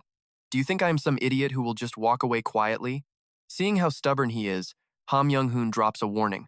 Do not expect your gangster buddies to come save you. That plan failed a long time ago, director. Suman flinches and tries to deny it. What does the Storm Association have to do with anything? Ha Myung-hoon stares him right in the eye. Do you honestly think the chairman has no idea what you have been doing behind his back? Suman starts shaking. What are you even talking about? Ha Myung-hoon's eyes turn ice cold as he presses for an answer. Why? Tell me, why on earth would you do something like that? He brings up the painful memory of Suman's poor sister. She said she did not want a massive inheritance built on the blood and tears of others. She chose to walk away and leave everything to you. Pure hatred flashes across Ham Young-hoon's face as he corners him. But why? How could you be heartless enough to send people to hunt her down and kill her like that? Cho Suman is terrified, sweat pouring down his pale face as his old crimes come to light. He starts panicking and denying everything. No, that is not true. That is not how it happened. Myung-hoon, you have got it all wrong. You are totally mistaken. How could I possibly kill Mi-suk? It was not me. I would never kill my own sister. Sweating bullets while still playing the victim, he tries to rush out to get help. I am going to see my father and clear this up. But Myung-hoon coldly blocks his path. You will not get a chance to see him. Myung-hoon delivers the cold, hard orders from the chairman. He was very clear about his instructions for you. If you keep trying to go to the mansion, your only option left will be a final sacrifice. He pushes the documents forward. Please finish signing these divorce papers now. I still have to handle all the asset division. Then Myung-hoon announces the exile. Once you have seen your family, you better be ready to go. You are leaving for Australia tomorrow. Feeling totally humiliated, Suman roars. You are just a lackey. Who are you to give me orders? Despite the screaming, Myung-hoon keeps a totally deadpan face. He just repeats the demand. Please hurry up and finish the stamping procedure. Now, he threatens him in a terrifyingly calm voice. If you keep stalling, I will have to cut off your finger and stamp it myself. Consider it a special divorce service, complete with sharp butcher tools. The pressure is suffocating. Suman is shaking like a leaf, with sweat pouring down his entire face.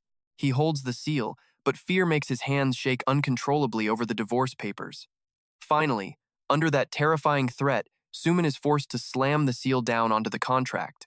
Myung-hoon takes the papers and coldly announces that the flight to Australia is all ready. Do not be late. After he leaves, Suman sits frozen in his office, his face twisted with pure, bitter hatred and resentment. He grits his teeth, wondering how his father could just kick him out like trash. Is this really it for Cho Suman? He quickly picks up the phone to make an emergency call. Once the call connects, he sounds dead serious. Yes, it is Cho Suman. I have a major emergency right now. We need to meet immediately. Only when he is in deep trouble does he remember his gangster brothers.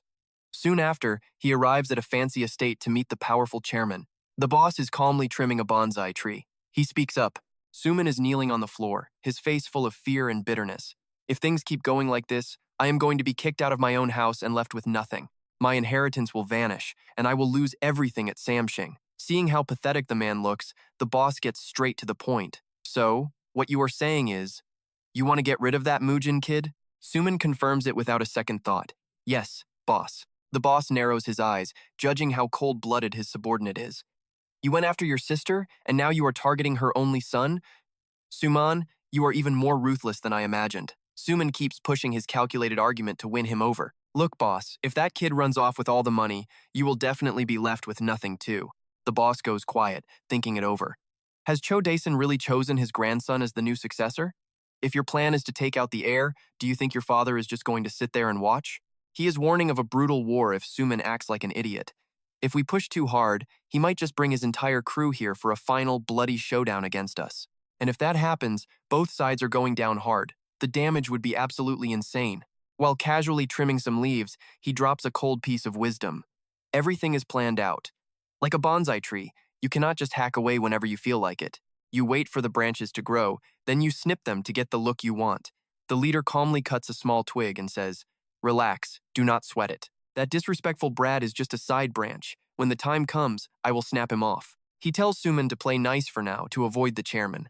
"When the time is right, I will bring you back." He growls. "But remember, I never give second chances." Suman bows low, trembling. "Yes, thank you, leader." But leaving the room, his eyes burn with rage. "Kim Mu Hyuk, just you wait. I am definitely coming back for you." The boss wonders, what is the deal with Kim Mu Hyuk? What makes that kid so special that Taesan chose him as the heir? He would rather dump his own flesh and blood than cross him. He smirks. Time to investigate. If Taesan betrayed me, I want his head. Mu Hyuk wakes up at Myung-soo's place looking like a wreck. His friend checks in. "Oh, you are finally up. How are you feeling, man?" Mu Hyuk mumbles and rushes to leave. "Sorry about this, man. Go back to studying. I am heading out now." But Myung-soo stops him. "You drank way too much to just walk out. Sit down, eat some ramen, then go wherever." Over a simple meal, Myung-soo gives him a pep talk. "Mu Hyuk, whatever happens, just do your thing." He looks him in the eye. "If you need anything, just holler. I will be your right-hand man." Mu Hyuk smiles. feeling the love. Yeah, thanks, Myung-soo. Myung-hoon reports back. Hearing his son left without a fight, the old man wonders, did that kid really just give up so easily? He knows his son too well. That guy will never let someone else decide his fate, so he tells Myung-hoon to keep a close eye on him. Suhan is headed to prison E. He is losing all his perks, just like the chairman ordered. But deep down, the old man still cares a little. He tells Myung-hoon to make sure the families are taken care of. If they need cash or anything else, handle it. Myung-hoon nods. Understood. Kim Mu Hyuk walks in. His grandpa asks where he has been. Mu Hyuk calmly says, just had to clear my head, Grandpa. Mu Hyuk sits down. I am not mad. Stop letting your conscience eat you alive. I am trying to understand you. You are just protecting the family, scared to lose everything you have built. Mu Hyuk promises he will crush it, so Grandpa does not feel lonely with the others gone. He tells him, you have to trust me. The chairman nods. Fine, thank you. Mu Hyuk immediately brings up the next plan. I am ready to get serious about work. Grandpa is shocked. I need to see all your loan records. They just made up, and now he wants the money. Grandpa is still stunned by the record request. He explains he needs to see how things run to reorganize. Keep the good stuff, trash the rest. The market is shifting fast with new rules. If we do not prep, we get swept away. Mu Hyuk looks hungry. I want to lead this change. When I take over, I will build an untouchable empire for us. Grandpa watches him, impressed. Mu Hyuk stares back. I want to build a golden legacy that no one can mess with. Chairman Tasan smiles. That sounds pretty interesting. He calls the assistant. Myung-hoon, get in here. Give the kid all the deeds and the debt lists. He is the boss now. Every last record. Myung-hoon bows, I have got it, sir. Chairman says, looks like you got your way. Mu Hyuk smiles. Thank you, Grandpa. Grandpa asks about his goals. I have one question for you. About changing the world. Mu Hyuk stays cool. I promised, right? Just watch me. I need one more favor, though. Tell me everything. I need to know every detail about the Blue Wind Society. Who are these people and how do I take them down? I want to know why even you could not stop them, even after they were so brutal to your own daughter. Suman and the others teamed up with them to kill Mom for the money. Maybe they even killed me in my past life. If that is true, I will never forgive them. My life is on the line. They could strike again. Grandpa warns him. Do not dig too deep. Do not go up against those people directly. It is a cursed history, and I will end it myself. Mu Hyuk snaps back. I am already involved. In this position, we are bound to clash. Let me handle it. I will never forgive who killed my parents. Grandpa is silent. He looks completely exhausted and totally helpless. Finally, the old man decides to act. He shouts, Myung-hoon, bring me the ledger from the safe. Myung-hoon heads straight for a secret corner, revealing a hidden safe tucked behind the bookshelves. Watching his every move, Mu Hyuk thinks to himself, I knew Grandpa would stash it right here in his office. So this is it, my grandfather's secret safe. Mu Hyuk flashes back to his past life. Word was that after the old man passed, they found the safe, but it was totally empty. Talk about bad luck for his uncle. Myung-hoon respectfully hands the ledger over to the boss. Grandpa cracks open the book and starts spilling some seriously dark secrets. Inside is a massive list of Thon Fong Association puppets, all the people they own. We are talking about the country's elite politicians from every party, government officials, the military, police, judges, prosecutors, journalists, and even university professors. It is a dense web of corruption. Mu Hyuk shudders, realizing how terrifyingly huge this group really is. They are literally trying to puppet the entire nation. Mu Hyuk looks his grandfather in the eye and asks, who is the actual leader of this crazy pyramid scheme? Chairman John T-san goes quiet for a long beat before shaking his head. Honestly, I have no clue. I have never actually met the boss. He explains that the Thonfong Association isn't just one group. It is made of countless tiny cells and individuals. It is so massive and spread out that even low-level members have no idea who is on their side. He reveals that whenever he gets a money transfer order from the group, he plays along and pretends to follow it. But behind the scenes, he is tracking exactly where that cash goes and why. Never underestimate a boss's memory. This secret book is a full list and a detailed diary of every move the association makes. Chairman John says he has bet everything on this. He knows that when things finally reach the breaking point, a total war with the association is inevitable. He sees this book as the ultimate weapon, something that could take down the entire organization in the blink of an eye. He is confident he has these loan sharks by the throat and can control them at will. Still, he is being careful. Now is not the time to show off. If they fought today, his chances of winning would only be 50%. Watching him, Mu Hyuk realizes his grandfather has zero intention of quitting. He is just playing it cool and waiting for the perfect moment to strike. Payback for the people who murdered his family is right around the corner. Suddenly, Mu Hyuk makes a bold move and asks, Grandpa, that ledger? Please give it to me, okay? That request catches the old man so off guard he actually loses his legendary composure. He flatly refuses. No way. If you hold this book, you will have immense power, but you will also never be safe again. He insists he is not handing that book over to Mu Hyuk because he refuses to let him get dragged into this death trap. The old man says, This is my fight. Do not get your hands dirty for nothing. He is worried that the kid's stubbornness will just get him killed early, and that is something he could never live with. Seeing how firm the old man is, Mu Hyuk just nods. I get it, Grandpa. I have memorized everything you taught me, but he is not giving up on his goal. His eyes burn with determination as he declares, Fine, from this moment on, I will build my own strength to take them down. I will be strong enough to win. Mu Hyuk looks his grandfather in the eye and says, When that day comes, you have to give me that book. The old man just sighs, his mind racing as Mu Hyuk stares him down. I am begging you.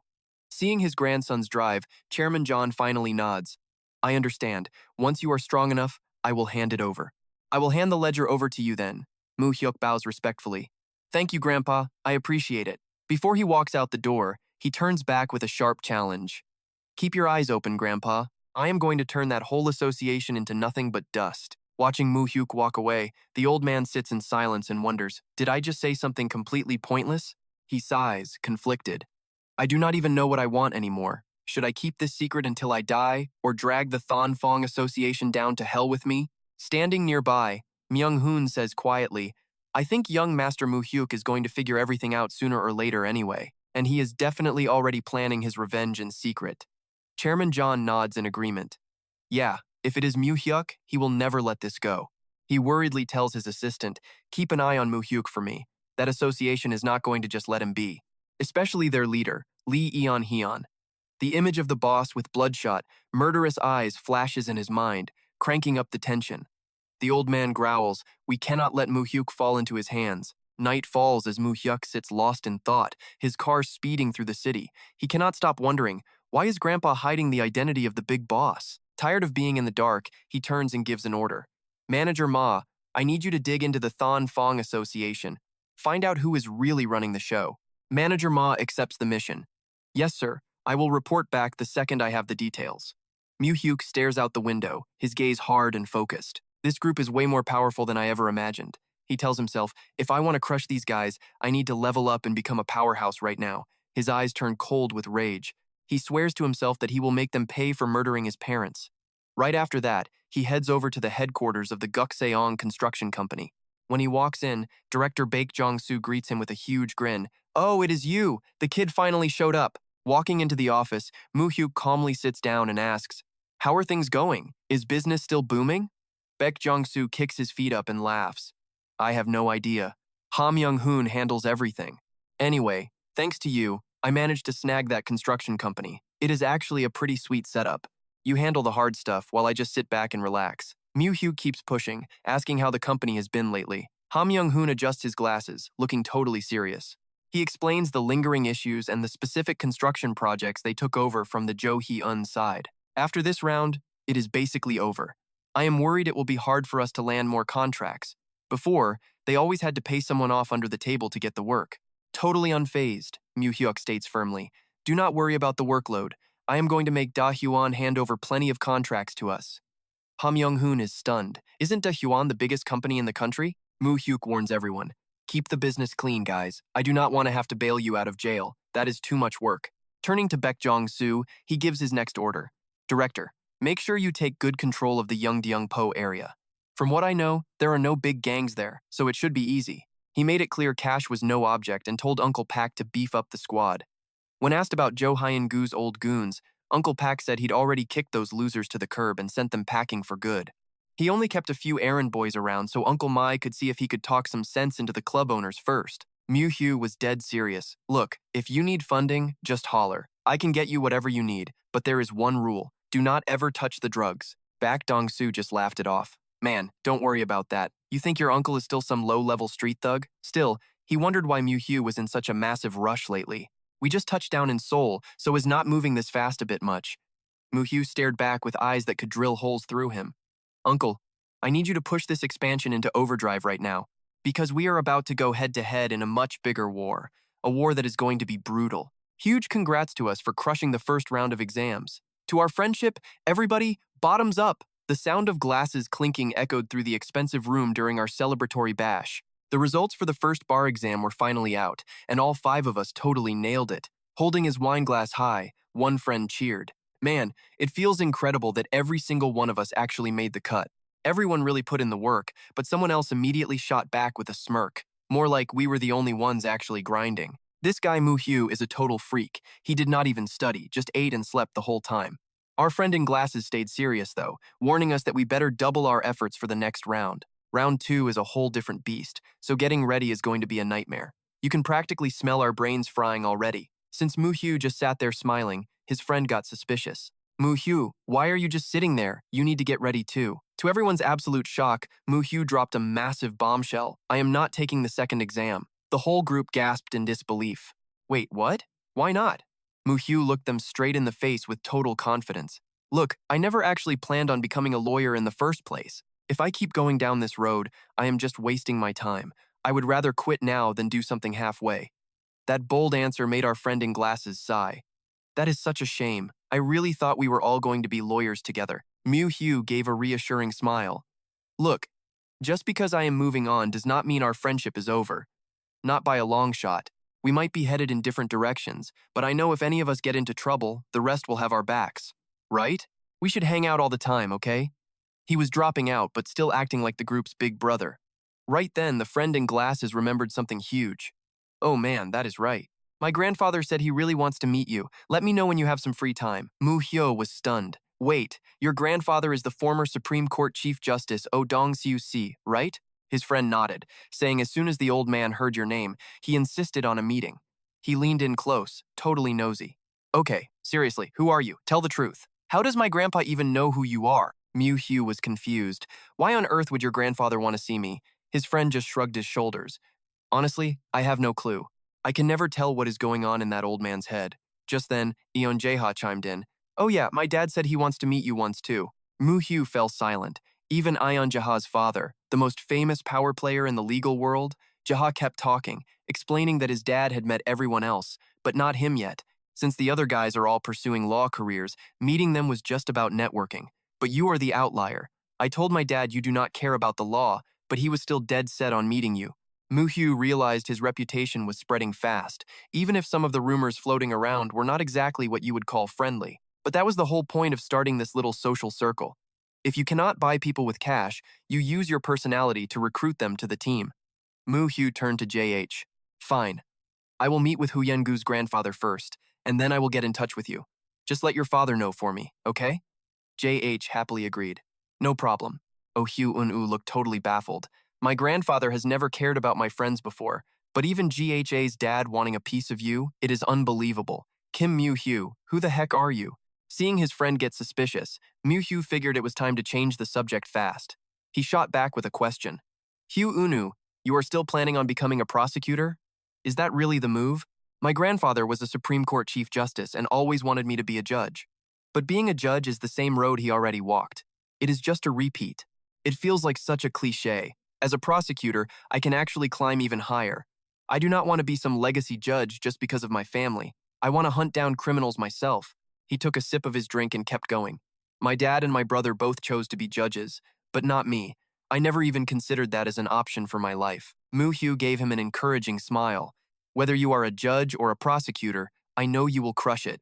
Hyuk Nu whispered a thanks. Right then, Min Kyu walked up and called out softly, Mu Hyuk, want to get some fresh air? I think I drank a bit too much and my head is spinning. The two of them headed outside for a little heart-to-heart. He is the classic rich bad boy that every girl falls for. She finally agreed to his investment deal, adding that if she could not pay it back, she would pay him with herself. Seriously, any guy would love that, but he did not let it shake him because he had way too much on his plate. Mu Hyuk finally got the chance to meet OD, a man of serious principles. As soon as he saw him, the old man sitting in the chair spoke up. Now that you are here, have a seat. I am Oh Dan-Siuk. He turned to his grandson. Hyuk-un, go help your grandmother with something. I think she is looking for you. Sending the kid away to interrogate his friend, huh? Hyuk-un politely obeyed and left. Mu Hyuk sat down slowly. Yes, sir, thank you. Oh Dan-Siuk looked him dead in the eye. So, you are the grandson of Chairman Tran Pai? Mu Hyuk calmly corrected him. Actually, I am his maternal grandson. The old man made some polite small talk.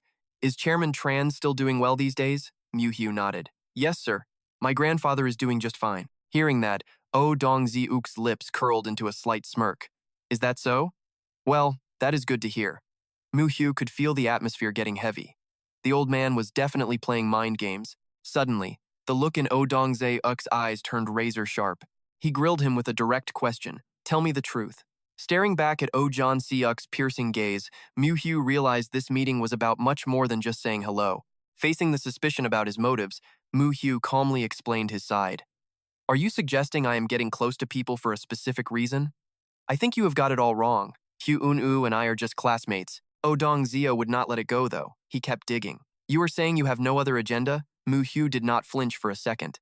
He was totally blunt about his philosophy on making connections. If you are asking if I had a plan, then yes.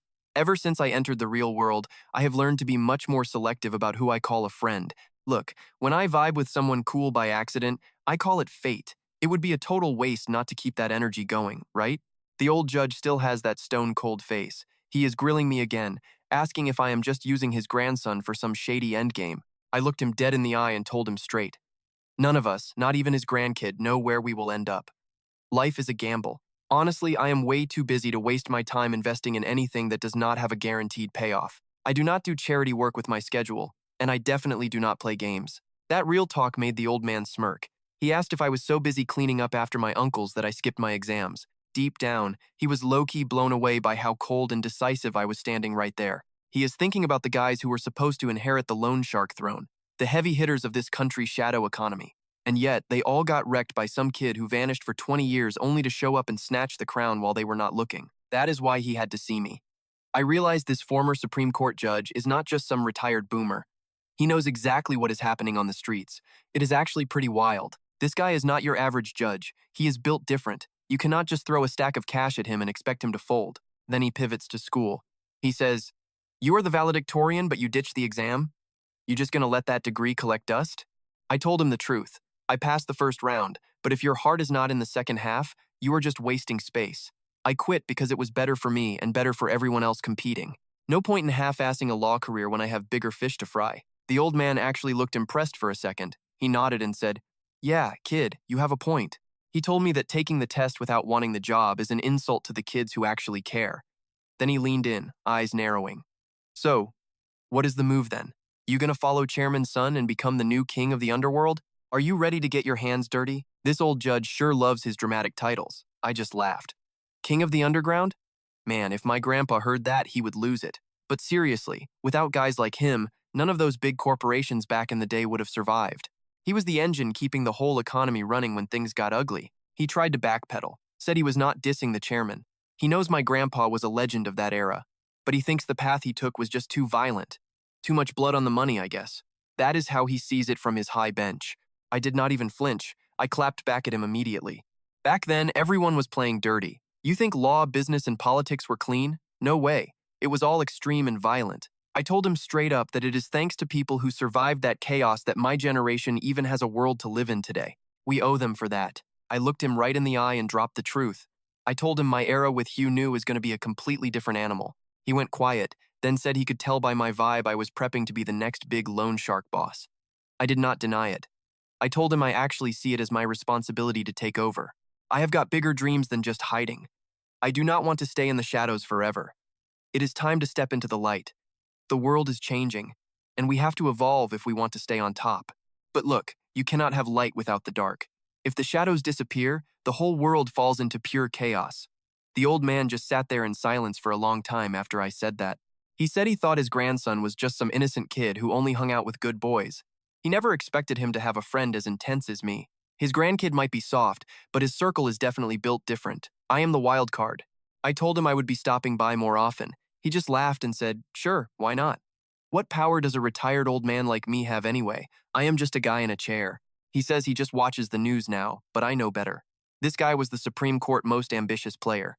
He has still got that hunger for legacy, even if he is acting retired. He does not care about fancy stuff or money, but he will die for his honor. To me, honor is just a fancy word for leverage. And leverage? Well, that is the real secret to holding on to power in this game. That is why people still chase his ideals. When the whole country finally goes bankrupt, this guy reputation is going to be my ultimate golden ticket, my life jacket in a flood of red ink. I am playing the long game while everyone else is panicking. Back at the mansion, Grandpa's son was waiting. He asked, "So you are done meeting with that judge? What is the verdict?" I told him, yeah, and I am pretty sure he did not catch any of our weaknesses. Honestly, if you two had met back in the day, you probably would have been best friends. Total partners in crime. Grandpa just gave a dry laugh. Me? Friends with that guy? Yeah, right. He got serious fast and pivoted to the business. He asked about the loan audit. I pointed at the yellow files on the desk and told him I finished checking everything. It is all junk debt, Grandpa. Just a bunch of bad IOUs. He looked at me with big expectations and asked what the plan was next. I broke it down slow.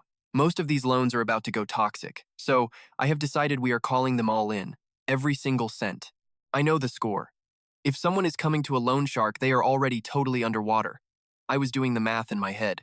Most of the debt Grandpa holds will be worthless the second the IMF crisis hits like a hurricane. He was shocked. You mean all of it? I did not blink. Yeah, every bit. We are grabbing everything we can before the whole market burns to the ground. He frowned, looking suspicious. So you are just going to quit the family business? You are walking away from the money? He said we live in an era where loans build empires. You cannot just snatch it all back at once. It is impossible. I stayed calm. That is exactly why we deal with them now. I can see the future. And this currency crisis is not some sudden accident. It is a slow-motion car crash that has been building for years. It is the result of mountains of debt finally collapsing under their own weight. Grandpa's son just stared at me, processing the logic. Then he turned to his assistant, Myung-hoon, who was standing in the shadows, and asked for his take on my crazy plan. What do you think? Myung-hoon broke the silence. Honestly, sir, I think the young master plan actually makes a lot of sense. Our job is not just paperwork, and it looks like his top guy has already switched sides to Team Youth. Grandpa finally nodded. Fine. Do it your way. If you need some muscle or backup, just tell Manager Ha. He is all yours for this operation. I bowed politely and thanked him, but then he looked deep into my eyes. One more thing, he said. What exactly are you going to do with all that cash once you get it back? I laid it out. I am going to loan that money to the biggest, most legit corporations. We are only doing deals with solid collateral. No more risky gambles. We are moving up the food chain and playing with the big boys now. I already had the whole board mapped out. I knew that after the IMF crisis hit, the guys holding the debt would have the ultimate power to decide who lives and who dies. My goal was to be at the top of that food chain, holding the leash. And look, the 1997 Asian financial crisis did not just pop out of nowhere. The fuse was actually lit way back in 1994 over in Mexico. It was a global domino effect. Over in New York, inside the Dream High Invest office, Han Ki-young was grinding away. The hustle never stops in the city. He picked up. Hello? I told him it was me. He got all hyped up. Big boss, New York is popping off right now. We are just waiting for your signal to pull the trigger and make some real bank. I casually asked how things were going. He gave me the rundown. Everything is moving smooth. The trap is set and we are ready to roll. Found our guy. Mui keeps digging, asking if he has rubbed elbows with the local finance big shots yet. Raising a glass at a fancy gala with foreign partners, Kyung-yang confidently says, "Yeah, I am always at these parties. Everyone knows me." Mui is cold and calculating, telling him not to get cozy with them, just keep burning through the cash. Suddenly, Mui's voice gets dead serious. Listen up, I have got something huge for you. You need to hear every single word I'm about to say. Kyo Ui-an is confused, asking what is up. Mui starts his financial assault. If the Mexican government tanked the peso against the dollar, what do you think happens next? Kyo is stunned, asking about a currency devaluation. Mui sounds certain about the massive market crash coming in late 1994. Mexico will slash the peso's value to boost exports and refill their foreign reserves. Kyo yells into the phone, totally shocked. You have got to be kidding. No government is that reckless. That is financial suicide. Mui calmly fires back. But what if they actually do it? He starts breaking it down. If that happens, trust in the peso vanishes. Foreign investors will yank their cash out and Mexico's economy will dive into pure, unadulterated chaos. The reality, devaluing the peso will make everyone doubt emerging markets. Dollars will flee even faster, forcing Mexico to beg the IMF and the United States for an emergency bailout. Mui realizes that Han Kyung-yang finally gets the master plan. Choosing Han Kyung-yang was the right move. He predicts that by the end of the year, right before Christmas, the peso will get slashed twice. If we go all in and leverage up to $300 million, Kyung-yan starts sweating bullets just hearing that number, nervously asking about the risk. Will any bank even touch a deal that big? Hold on, are you seriously planning to use $300 million as collateral for this insane bet? Mui stands firm. You heard me right. That is why you need to get close to the big corporate finance guys. Someone will take the deal. Q snaps, you are tripping on some crazy AI power if you think this works. Unfazed, Mui sets the timeline. December 20th and 22nd of this year. That is when we bet it all on the peso crashing into the dirt. Just max out the leverage for me. Q warns that if they lose, all $300 million will go up in smoke. Mui just smirks with cold, sharp eyes. But if we win, we will be making trillions of one. And trust me, losing is not an option. Kyo literally screams into the phone. What? Seriously?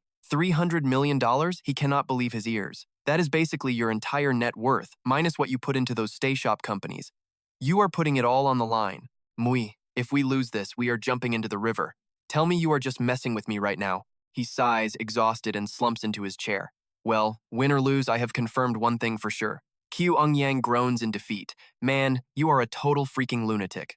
Mui stays chill and asks about the deadline. Q warns him, we need this done fast. The contract has to be signed by August because of the Mexican elections. After that, people will start catching on and it will be too late. Mui is decisive. Go find a place that will give us that leverage. Mui gives his partner full control over the deal. You handle the contract. You are the expert here. Way better than me. I am just the information guy. If I could do it myself, I would not need you. He ends with total confidence. I trust you, so you just need to trust me.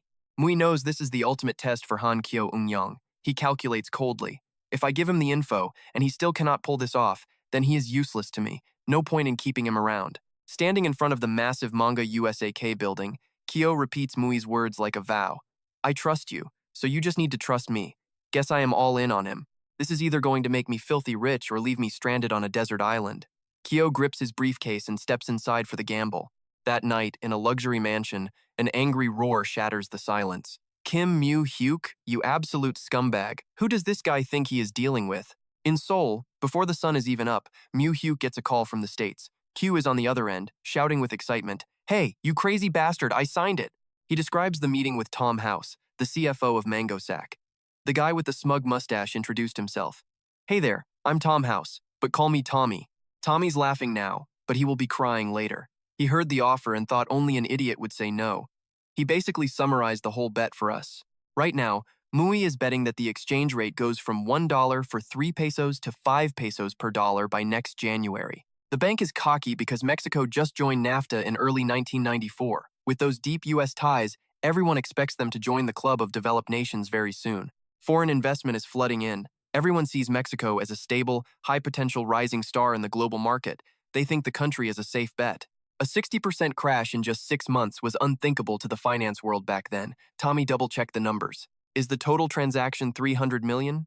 Q didn't flinch. Yes, I want to use that as my margin and max out the leverage as high as it goes. He played a mind game, saying, either we do it or I take my business across the street. Scared of losing a whale, Tommy panicked and kept him there. No need to look elsewhere. We can handle it. He shakes Q's hand warmly. Dream high investment. This looks like a great deal. Let's do this more often. Behind Tommy, the junior staff couldn't hide their smug grins. After the signing, Q sat alone with a stiff drink, calling Mui with a sarcastic little smile. Those guys are grinning ear to ear thinking about their bonuses. They probably think some dumb Asian guy just walked in and handed them a fortune on a platter. He scoffs. Honestly, only a fool would pass up a deal like this. Mui hears the news and just says, good work out there, man. Kyo reminds him to stay sharp. I set the expiration for the end of January. Mui is still just lying in bed. When Mui asks about the leverage, Q just says 30 times. The number stuns Mui for a second, but he immediately tells him he did a great job. On the other end, Q is losing his mind from the stress. Mui just smiles and says, that is my guy. I knew I could trust you. Deep down, Mui is thrilled. You did it, you crazy bastard. He calculates that with this leverage, he's just placed a $90 billion bet using only $300 million. While Mui stays calm, Q is hitting full panic mode. $300 million. That is more money than most people could even dream of touching. Just like that, it's all gone. Man, I can't believe this. The pressure from that mountain of cash is killing me. Q Neon is literally losing it, asking, hey Mu Hyuk, can I just go back to Korea already? Mu Hyuk just stays frosty. Calm down, man. We are only getting started, so do not go getting cold feet on me now. He promises a golden future to settle his partner down. Hang in there, buddy. Suffer for a few more days and you will go back to Korea as a king. But things move fast. The North Korean leader, Kim Il-sung, suddenly drops dead right before the big summit. In South Korea, Chairman Song Yang-do of the Jaehyun Group officially announces he is stepping down and walking away for good. Meanwhile, Mu Hyuk's crew is totally killing it. Myung Hong-soo and the others all crushed the second and third rounds of the bar exam. 4 sophomores passing this elite test at the same time? It was a massive shock to the law department at Korea University. As December 20th crawls closer, Mu Hyuk's stress levels are hitting the roof. Under the glowing Christmas lights downtown, he is silently watching the Mexican peso slowly bleed out, just like it has been doing since June. He stares at the newspaper, low-key panicking. Crap, did I buy too much? What if I accidentally derailed the entire future? Over in America, Kyo Yang is having a total meltdown. He calls up, whining, "Mu Hyuk, man, are you sure about the 20th? I cannot eat, I cannot sleep, nothing." But Mu Hyuk stays solid as a rock. He looks out the window and quietly reminds him, "Look, it is going to be fine. Just trust me and wait." Everything starts playing out exactly the way Mu Hyuk remembers it from the original history books. Chaos in Mexico hits a breaking point. Assassinations, government infighting, and armed revolts everywhere. Mu Hyuk stares at his phone. It is a tragedy for the Mexican people, but he is secretly praying for the disaster to hit hard. Even with the guilt, he knows there is no turning back now. Please, brain, do not fail me. Trillions of one are riding on these memories stuck in my head. Then, Judgment Day finally arrives. It is December 21st, 1994, Korean time. Mu Hyuk sits frozen in his room, laser-focused on the phone sitting on the table, just waiting for the final results to drop. While Mu Hyuk is lost in thought, the phone suddenly starts vibrating like crazy. He grabs it immediately. It is Kyo Yang on the line. Kyo Yang is screaming with pure excitement. Mu Hyuk, the Mexican government just blew the peso's exchange rate wide open by 13%. Just like you said, they devalued the currency. Mu Hyuk stands there, totally stunned. Everything is actually happening exactly the way he predicted it would. In Mexico, foreign investors start panicking and pulling their cash out fast. It is a full-blown crisis of confidence for the peso. In just one single day, a massive $6 billion was drained right out of the Mexican central bank. Absolute chaos. But that was only the beginning of the nightmare. By the 22nd, the Mexican government pushed the rates even further and triggered another massive round of devaluation. Nobody on Wall Street saw this coming. They did not think the new government, just elected in August, would have the guts to tank the peso that aggressively. Kyo Yang is dripping sweat, his voice shaking over the phone. Mu Hyuk, you were right. Do we cash out? Do we close the deal now?" Mu Hyuk stays cold. "No, wait until next month." He knows the history. The peso is going to keep crashing until it hits rock bottom in January. Despite the insane stress, Kyo Yang decides to bet it all on Mu Hyuk. "Fine, let's do it. Look, if you told me to jump off a bridge right now, I would probably do it. I am in this until the end. Just tell me when it is time to cash in." The year 1995 rolls around, and just like Mu Hyuk remembered, the peso keeps into a freefall even after the new year. Mu Hyuk's eyes turn stone cold as he watches the numbers drop. He puts the phone to his ear and gives the order. It is time. Close the deal. Sell everything. A moment later, Kyungyeon confirms it. Trade closed. The money is in. "We are billionaires now, boss." The multi-billion-dollar deal wraps up as a massive success over at the Mango Sack headquarters. Kyungyeon walks into the office and tells his partner, "Good job today. I am glad our first big play with Mango Sack was such a banger." Tommy is just sitting there, totally paralyzed, sweat pouring down his face in pure shock. He stares at Kyo Yang and stammers, "Did you know? Did you actually see this coming? Did you really predict all of this 6 months ago?" Kyo Yang just lets out a slow, mysterious smile that says it all. He shrugs and says, "No way, Tommy. I am not some kind of god. How could I have known? But everyone knew the peso was overpriced, right? Man, talk about overacting. That smirk is a little too obvious, buddy." Kyo Yang flashes a triumphant grin and says, "Look, I just placed my bet on the inevitable, and I won big." Meanwhile, over at the Mango Sack office, the mood is straight up depressing. The assistant rushes in, looking terrified, and tells Tommy, "Boss, the chairman just called. The whole team is fired. We are all done." Inside a fancy luxury villa, Mu Hyuk stands by the window, listening to the final report on the other end of the line. Kyo Yang tells him, "Mu Hyuk, it is over. We cashed out." Mu Hyuk calmly asks, "So, how much did we make?" The answer leaves even him stunned. $25 billion.